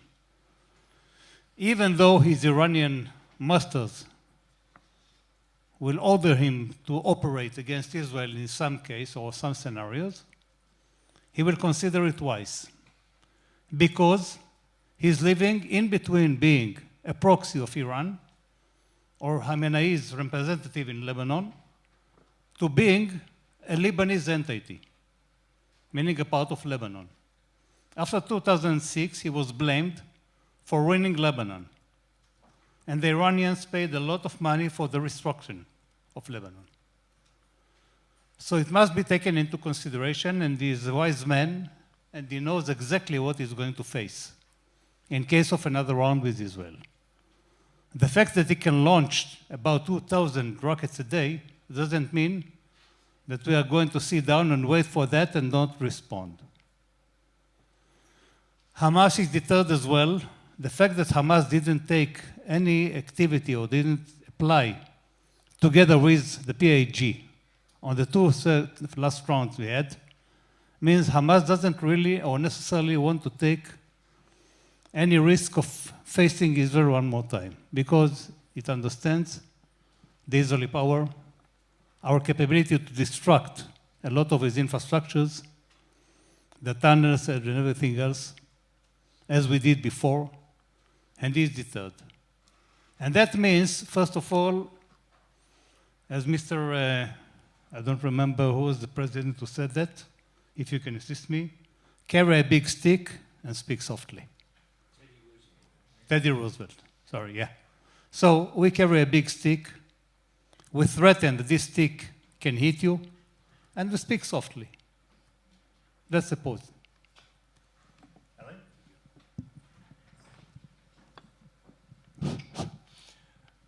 I think the problem is much deeper than the conflict with Iran. It is connected with Israel's strategic view, long-term view, and the fact that the last 30 years we passed from an offensive strategy of staging the war in the enemy territory to a defensive war, and we see it, all the fences, all the technology, all the billions of dollars involved in this. When I was responsible for the Lebanese border as a young officer in 1966, the fence was half a meter high. And Bedouins in the region passed on the two sides. And then we had, beginning with the terrorist activity of the Palestinians, 1974. Before that, no, in 66, 67, we had already, before 67, because the Moshavim and the kibbutzim did not even have electricity, not fences, okay? So all beginning from there. But if we speak about the present situation, I think that Israel has decided not to act against Hezbollah. This is the biggest error, in my opinion, since the beginning of Israel's conflict after 2006. Because after 2006, we had the international legitimacy, we had the force, and we permitted Hezbollah or the Iranians and Syria to give a huge arsenal. This is the main problem today from the defense point of view, the huge arsenal of missiles in the hands of the Hezbollah. Even during the war in 2006, Israeli Air Force did not bomb, according to my knowledge, the trucks that brought from Syria to Beirut new munition. We destroyed a third, or almost all the long-range missiles of Hezbollah at that time, all of them in one night, and then we permitted them to have 150,000. And this is the only force, really, the Iranian force, not the Hezbollah force. And the fact that we left Lebanon as we left, exactly, in my opinion, in smaller, if you want, like the Americans left Afghanistan. If you compare the American withdrawal from Afghanistan, it is an imitation of the Israel withdrawal from Lebanon. Not that we had to be there in the first place. We didn't have to go to Beirut. But what happened is, and I don't know how the public here knows, that our Minister of Foreign Affairs, Shlomo Ben-Ami, which later became professor at this university, he went to Arafat to inform him that we'll leave Lebanon. And Arafat said to him, "You are crazy? Because of 800 guerrilla Hezbollah in Lebanon, you leave Lebanon? What should I do with the 27,000 soldiers that I have?" And he decided to open the Intifada. This is the truth. So this is an issue of high strategy or great strategy of Israel, and we are paying the price for what the politicians did for the last 20, 25 years. Miguel, Argentina, Latin America? Yes, thank you, Matt, for the question. I think there are two main reasons. One, we could call it ideological. It's been reported how from the early mid-80s, Moshe Rabani, who is one of the main actors in the 1992 and 1994 bombings that we talked about, how he was reporting to Iran that Argentina and the whole country, South America, was the perfect land to expand the revolution and to gain influence. And he did, in fact, found several mosques which he founded, then he ran them, and he did try to expand his ideological influence. Many people from Argentina, Uruguay, and Chile have been flying back and forth to Iran, to the city of Qom, to get instructions, to get involved with their religion, their worldviews, and everything. So I think one strong reason is ideological, and the other one is economic, just business. As this thing with the plane that I talked about happened, Venezuela's president, Maduro, was signing a 20-year agreement with Iran in cooperation regarding many fields: oil, gas, energy, military help, and different countries and different governments in the last 10, 15, maybe 20 years in Latin America have been more or less friendly with Iran. Ecuador, for sure, Bolivia, Brazil at some point, even Argentina signed an agreement that you know very well with Iran in 2013. So I think, just like with Venezuela, they are also looking for business opportunities, to somehow call them. And yes, they've been exposed, but let's not forget that this case about the plane, it only happened by chance, because Uruguay rejected them while they were on the air. Otherwise, they would have come to Argentina, did what they did, which we still don't know exactly what it was, and left.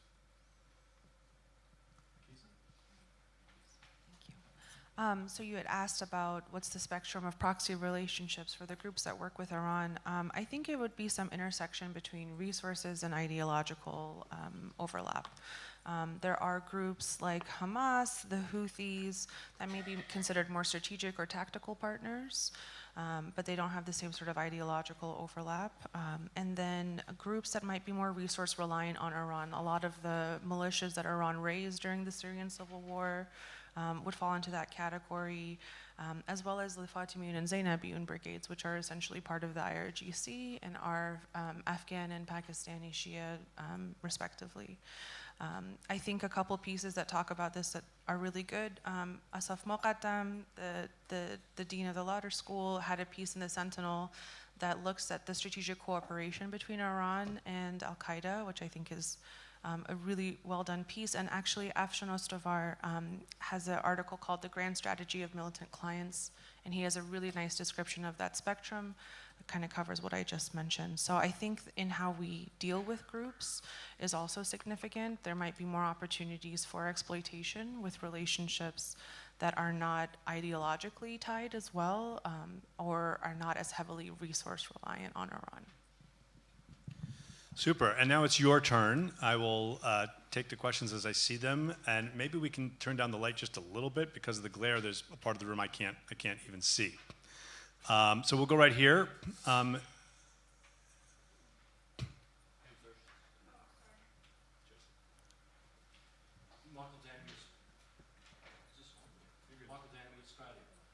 question is to Dr. Sofrin and to Dr. Levitt. Since the US targeted assassination of Soleimani, during the presidency, the remaining presidency of Donald Trump, was there Iranian or Iranian proxy attacks on United States targets in the Middle East, or even more unlikely in the United States?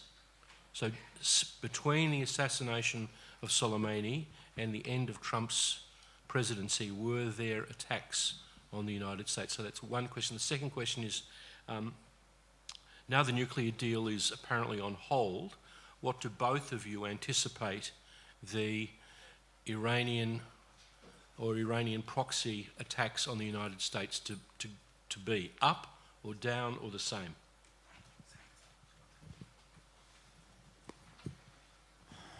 I will begin with the second question, with your permission.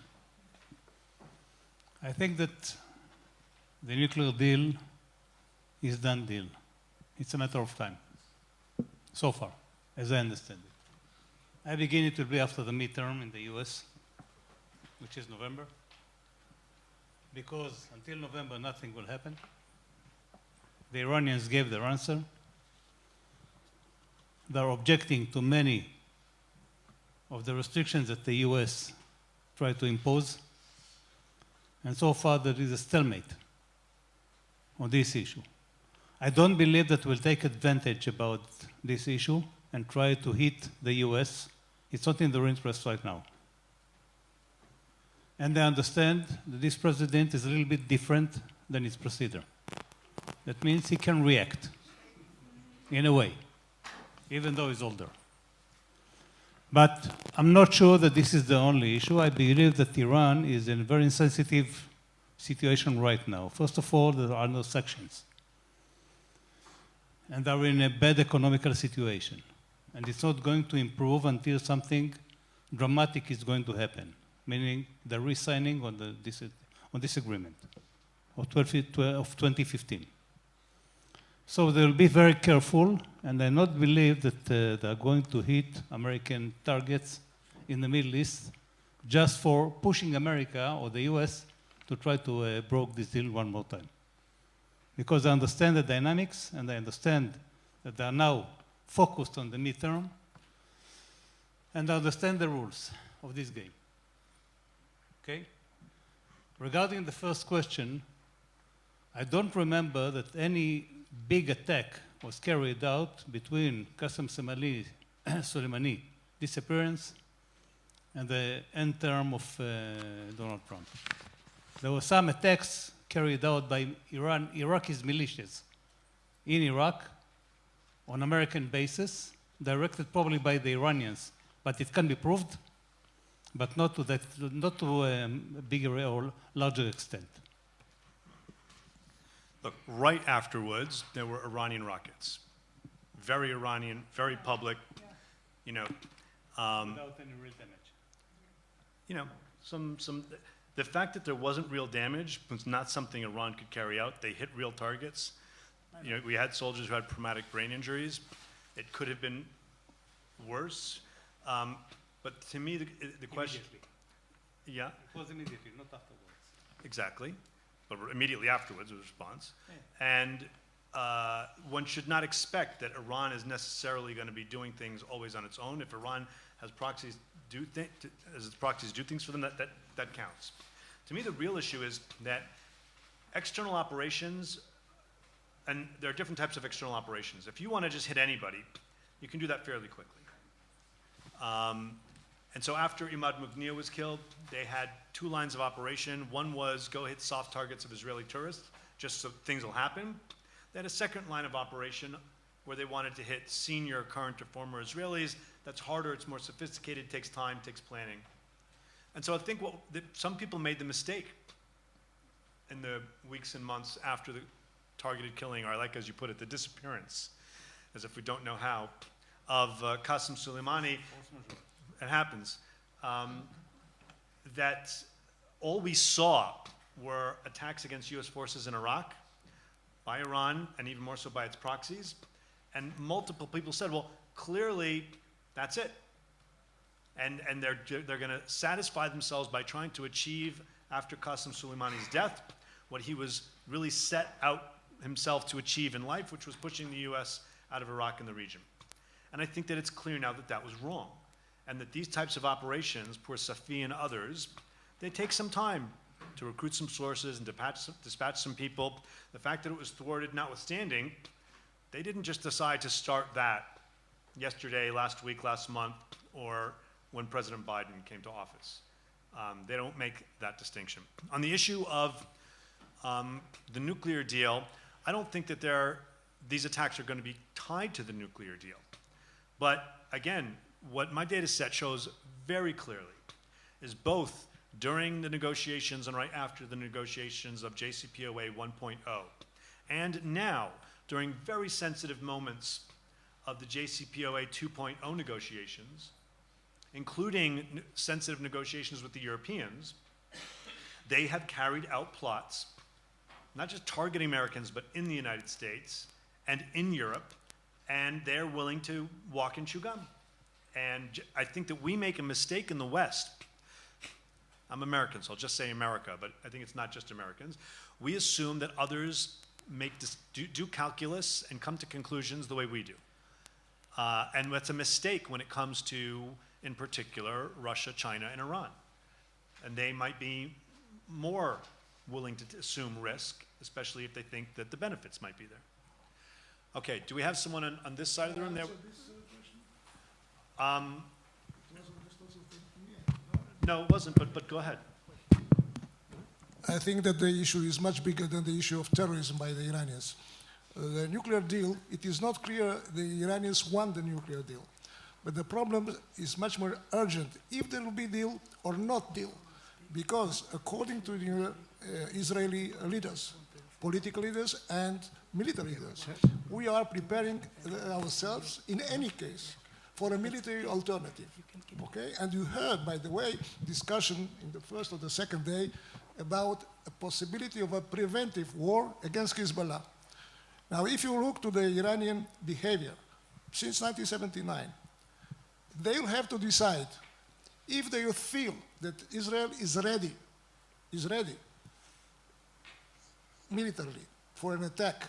In any case, they'll have to decide, do we stage or begin a war by Hezbollah, not by Iran, by Hezbollah, in order to try to destabilize Israel and try to avoid a direct war of Israel with Iran, which I don't think it will happen. I mean, in my opinion, if there will be a Hezbollah operation, a war operation against us, we'll have to hit Tehran. And you hear more and more Israeli politicians and military leaders saying this, including, by the way, the head of the Mossad, who said, now we'll attack the leaders of the terrorist branches in Tehran, okay?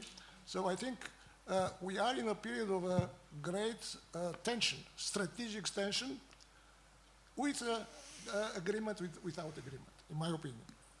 Okay, we have a question here, and then a question here, and then a question there. Okay, go ahead. The panel has made a convincing case that Iran represents the most dangerous ideology to the world since Adolf Hitler and the Nazis. In light of the recent Hamid Nouri case, and I don't know if the panel are familiar with this, and the resulting sentences in Sweden of life sentence on war crimes and crimes against humanity, not globally, within Iran for his part in the 1988 Death Commission, of which the leader of that commission was a man called Ebrahim Raisi, who is claimed to have killed 30,000 dissidents in Iranian prisons. And this man is now being allowed into the United States to be treated as a guest of honor of the United Nations, represents to me the same Chamberlain behavior to a Hitler than we have then and we're having now. I'm coming on to the question, one final question. If this man and his regime are not taken down before the bomb, the next victims will be the same Jews that resulted in a Chamberlain of those days treating Hitler. My question to the panel is, do you see anything in the international community that would address the Iranian regime the way they need to be addressed, not appeased, but to be brought to the International Criminal Court for the war criminals that they are, and there are plenty of evidence. I know this because I'm closely involved with the Iranian dissidents who are actually planning and hoping to get the international community to take on this role. I think that's for you.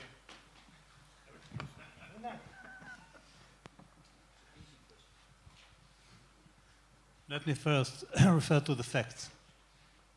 When you look at the Iranian regime, Mr. Raisi is not number one. He is hardly number two. Number one is Khamenei. He is the supreme leader. He is the one who dictates the foreign and the internal policy of Iran. He is the man who will address everyone and tell everyone what to do. He is the man who decides if Iran possesses a nuclear capability or not. Mr. Raisi is responsible for the internal affairs, for the economics, and nothing more. He's taking a part in the consultancy regarding foreign policy, but he's not dictating the foreign policy. So you give him too much power, first of all. Second, the world doesn't really want to be engaged with Iran, to my understanding, okay? That means, first of all, look at the Europeans, meaning the UK, Germany, and France. None of them want to be engaged with Iran, looking for the economical reasons. They want to make business with Iran, like they began doing it in 2015, after the agreement was signed. And all the foreign companies ran to Iran to do business and to sell and to get oil in return and revenues and so on. And the Americans the same, doesn't want really to tear down this regime. So in that case, the only option left is to live with that regime, to try to understand his capabilities and the risk coming out of this regime, and to try to handle this issue carefully as I said before, risk management. Okay, we have right here.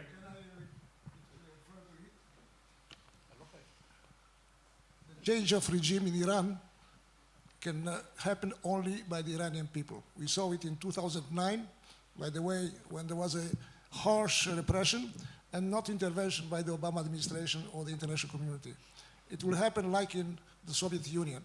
The problem is that the middle class and those which have the ambition to change the regime, they saw what happened in Syria, in Iraq, and in Yemen. The attempts of the uprisings in these Arab countries. And they are afraid that a change of regime, a violent change of regime, could bring chaos. So I'm not sure that now there is any element besides the opposition outside which is ready to take the risk, to pay the price for such a changed regime. Thank you, panelists. So, Omri, a geopolitical analyst at ITSS Verona and a portfolio manager at Pioneer. So, Amnon already answered half of my question, which will be how important is the Iranian president vis-a-vis the supreme leader? Any Iranian president, not only Raisi. So fortunately and unfortunately, I think you've already pretty much answered my question, but I have another question which Eli just started commenting on. In terror organization and in terror regimes, we know that after 2 or 3 generations, there is a shift, usually to the more less rigid kind of side of things. Do you see this happening in Iran? Will there be a shift? Because we've been through several generations already since 1979. At some point, we should see something, but it doesn't look like it, does it?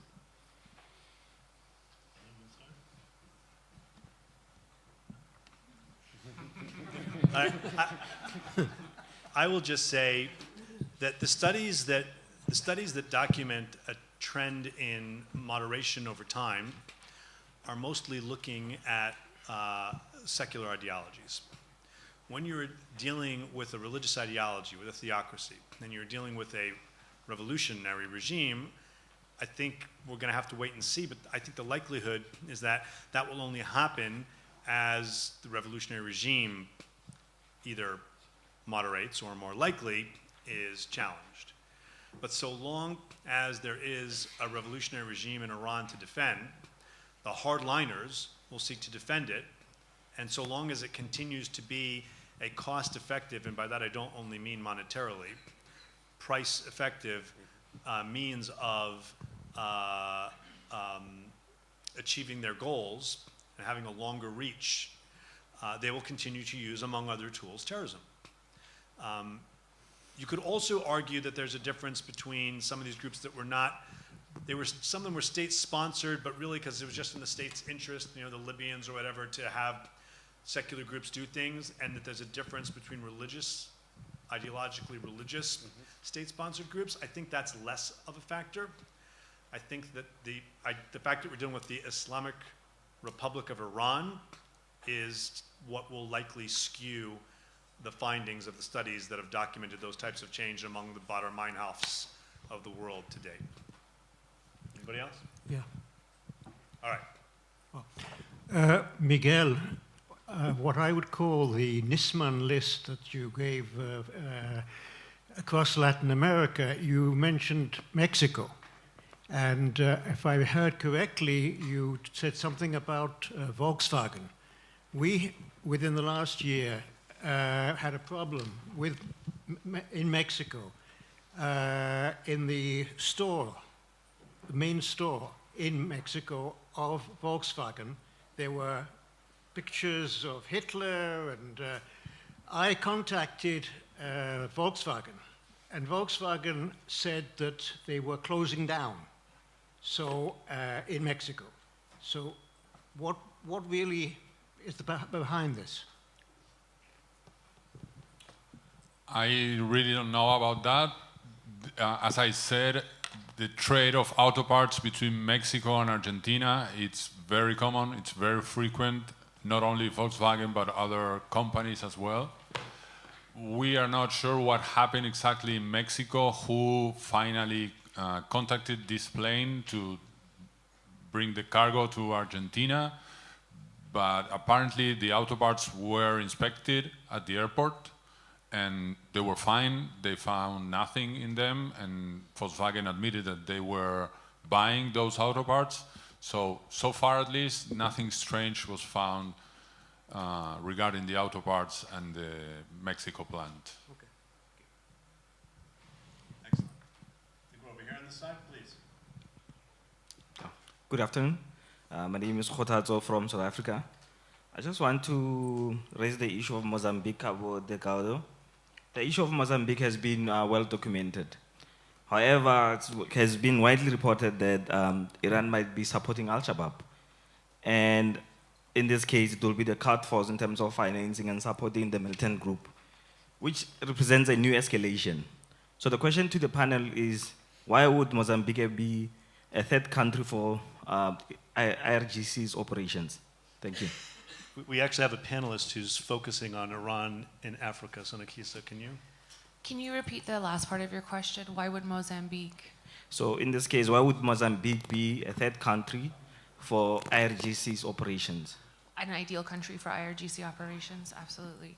I can't speak to Mozambique specifically, but in the information that we collected about Iranian support to proxies on the African continent, we noticed that there's a lot of activity in and around opportunities for Iran to gain some traction when there's conflict going on, right, in different areas. So they tend to come in and destabilizing contexts to be able to exert influence. And it's not always in the immediate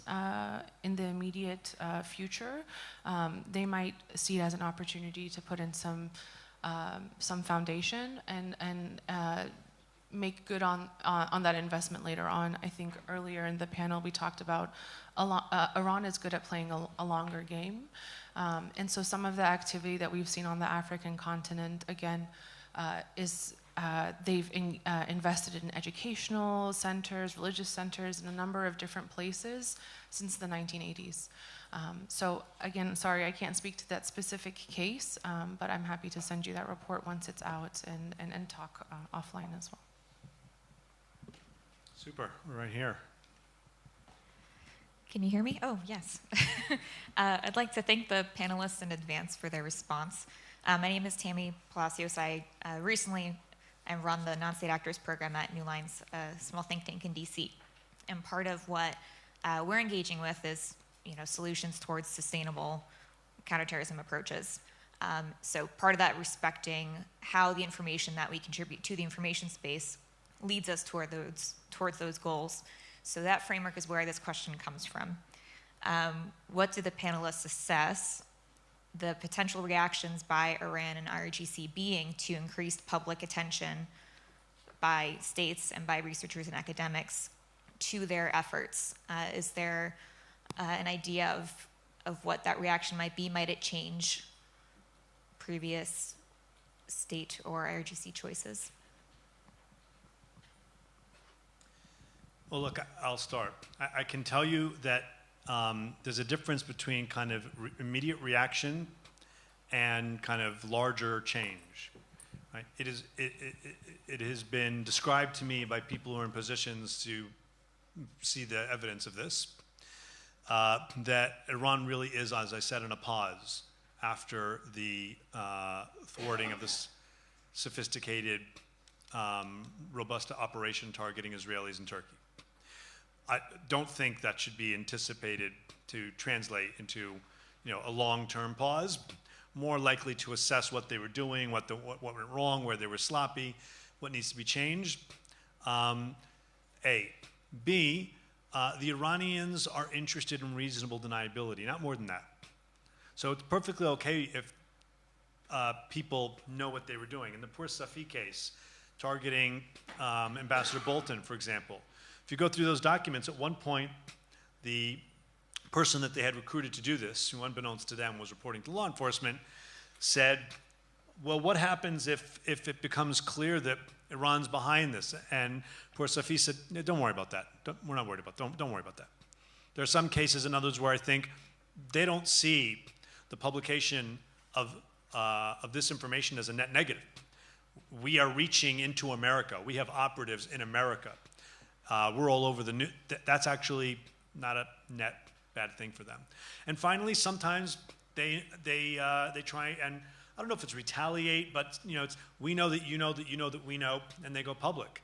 I had that personally in the context of Hezbollah, where Naim Qassem, the Deputy Secretary General of Hezbollah, spent 25 minutes talking about me and how the United States government has tasked me to come up with all kinds of lies about Hezbollah, and how I'm not to be believed because, among other reasons, I went to a Jewish school. That's what he was saying. I mean, it happens to be true, but that's, in his mind, reason not to believe me. About 25 minutes, and I think it's great. My mother doesn't, but there's a little bit of putting out there their own information warfare too. Anybody else want to respond to this one? Okay, great. Where's the microphone now? Oh, okay. All right. It works? Okay. My name is Ariel David from the International Institute for Diplomacy. Just the other day, I spoke with former General Aluf Yitzhak Brig, which I know he has controversial opinions about the situation in Israel among all the senior officers of the Israeli Defense Force, Shabak, Mossad, etc. But he consistently says that Israel not only doesn't have a sufficient response for the Iranian nuclear threat, but also to the conventional threat. Like it says that the next war with Iran, the conventional one, will be like Yom Kippur will be like a walk in the park for that. So what do you have to say about that? My question is to Dr. Sofrin, please. I guess it was toward me. First of all, I know Mr. Brig for many years, and I appreciate him very much. I don't necessarily agree with everything he says. He sees black anywhere. Only color he sees. Not gray, not white, not half white, totally black. That means in 1973, everything was okay, and since then, we deteriorated. I've been in 1973. I was fighting in 1973. It was not a walking in the park. Not even the slightest of a moment. Now, we are not going to engage with Iran directly. The Iranians will use the proxies they built, the capacity of Hezbollah, of Hamas, of the PIG, in order to engage Israel, in case they want to hit Israel. The Iranians want to hit Israel without being interfered directly. Okay? Now, when you analyze the number of 150,000 warheads in Lebanon seems enormous. When you begin to analyze it, you understand, first of all, that the ranges are different. When you speak about Scud-C or Scud-D, they have only few. We know the Scud-C and we know the Scud-B. It takes a lot of time to prepare it for launching. It is very vulnerable at that time, and it can be hit quite easily. Second, we know of many other sites they have for launching the rockets, and we know how to engage it. Israel is preparing itself for many years to deal with Hezbollah in Lebanon, because this is the main threat. And another layer that we have is what we call the protective layer. David slings and all the three layers regarding how to protect the Israeli rear from these rockets. It doesn't mean that not even one rocket will fall inside an urban area, but the figures won't be enormous. It won't be 2,000 rockets a day on each one of the settlements, or kibbutzim, or cities or whatever. Okay? And I think that Mr. Brig is going a little bit wild with his assessments, and I really disagree with him.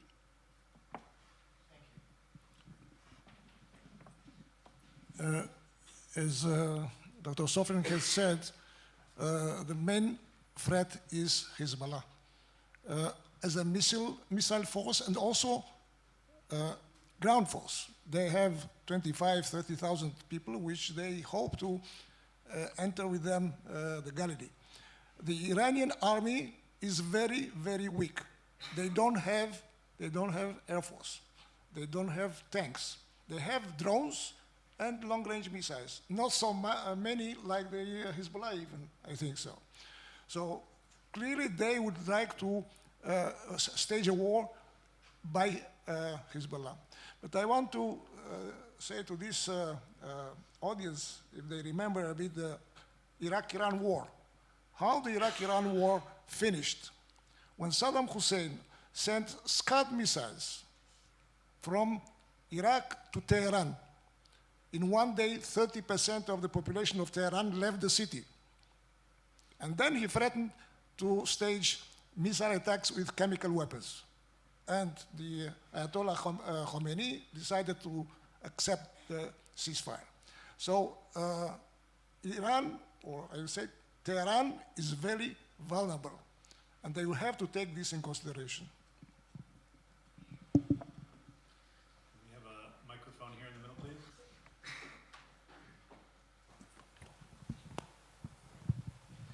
It's a competition now to see which microphone gets there first. Go, go, go! And the winner is. That's right. That's right. So I was a little bit confused because it seemed when you guys were presenting in the beginning that it seemed like Iran was very strong and that they're very powerful and they're all around the world. And now there's like a different message that they're kind of weak and they're kind of overextended. So I was kind of confused. I'm wondering what you guys think. Are they overextending their resources and going around the world, trying to do all these different operations, or are they, to what capacity are they at with their operational activity? If I would have asked you about 6 months ago about the Russian army, what would you say? Very powerful, very strong. It's going to smash the Ukraine within minutes, right? This has been 6 months since this war broke out, and they're running away. In the last attack of the Ukrainians in the area of Kharkiv, they left weapon systems, APCs, tanks, radars, and just run away, leaving them as is.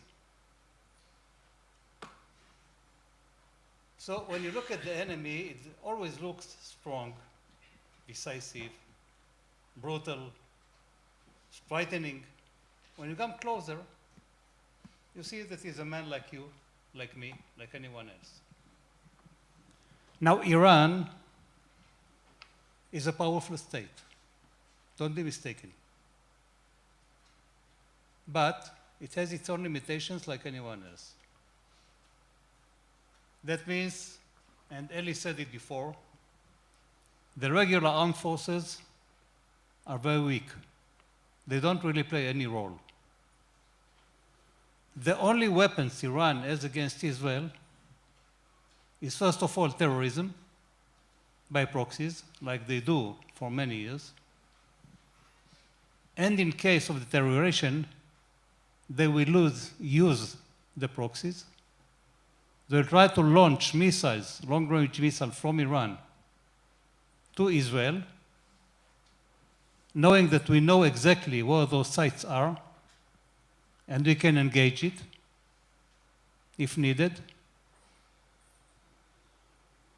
So when you begin opening up the picture and you begin looking for very close range, you understand that the red becomes pinkish and pinkish and pinkish and pinkish and becomes pale in the end. don't take it too much easy, meaning don't underestimate them, because they have ideology and they have ambition and they want to carry on. But on the other hand, we will know how to deal with these proxies if needed in a case of full-scale war, kind of. Okay? Absolutely. I just want to echo what Dr. Sofrin's saying. It's gray. It's not black and white, and I think we lose a lot of our awareness when we think in black and white terms. So I think you put it really well, talking about red to white, red to pink. We're always worried about how much money proxies are getting and so forth. We also have to remember that their funding streams are diversified. A lot of different organizations that Iran either backs or works with also make their own money through illicit criminal activity. So to think if Iran is overextended or underextended is part of it, but also what are the goals that the proxies are doing, and where do their goals overlap with what the IRGC directorate in that region might be asking them to do or to not do.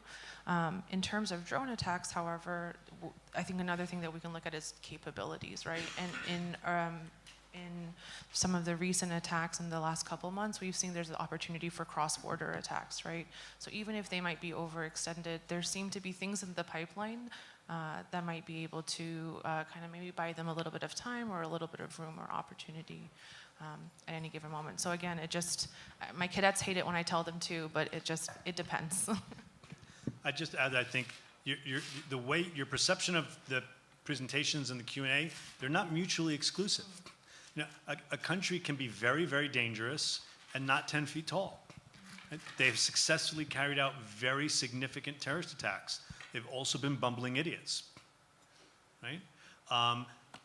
If Iran were to follow through on plans to have certain types of missile systems in the hands of the Houthis and certain types of missile systems in Western Iraq, and it already has certain types of missile systems in Lebanon with Hezbollah, and certain type of projectiles, let's say, in Gaza with Hamas and Islamic Jihad, then that's a serious threat. So it's not mutually exclusive. I think we're next right over here.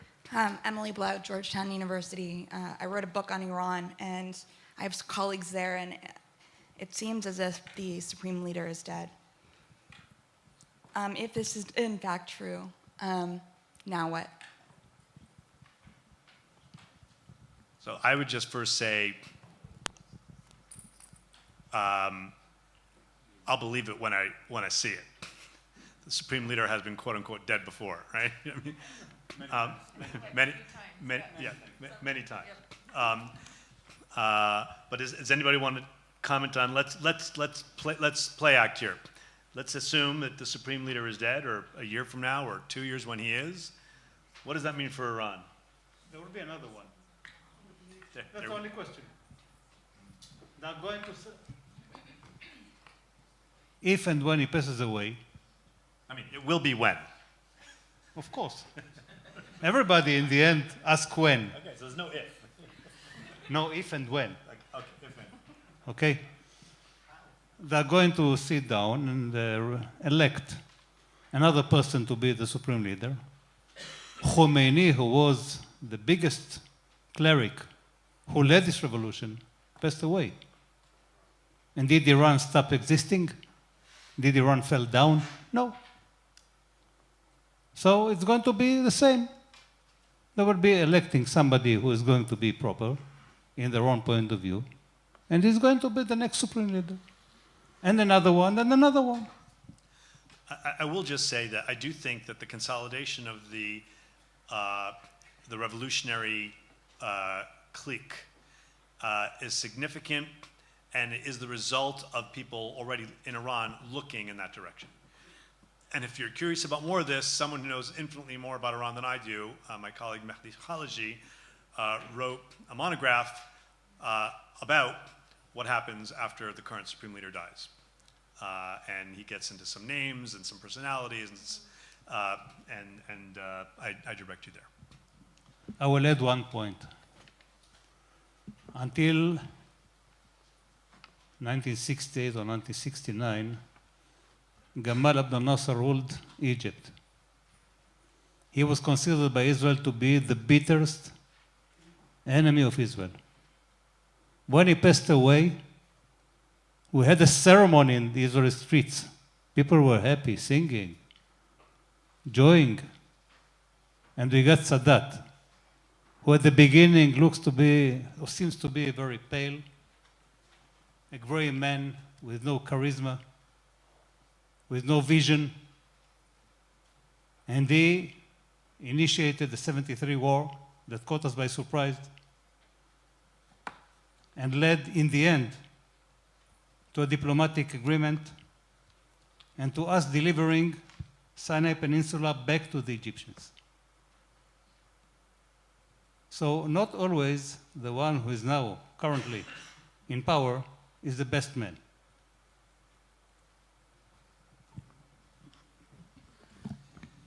I want to thank you all for joining us today, but most of all, I want to thank this panel. Amnon, Miguel, Eli, Nakissa, thank you so much for doing this today. It's a real honor for me to be able to be on this panel with you. Thank you all very much for participating today. And I know you join me in thanking not only this panel, but the organizers here at Reichman University at ICT for putting on a really tremendous conference. So congratulations. Thank you very much.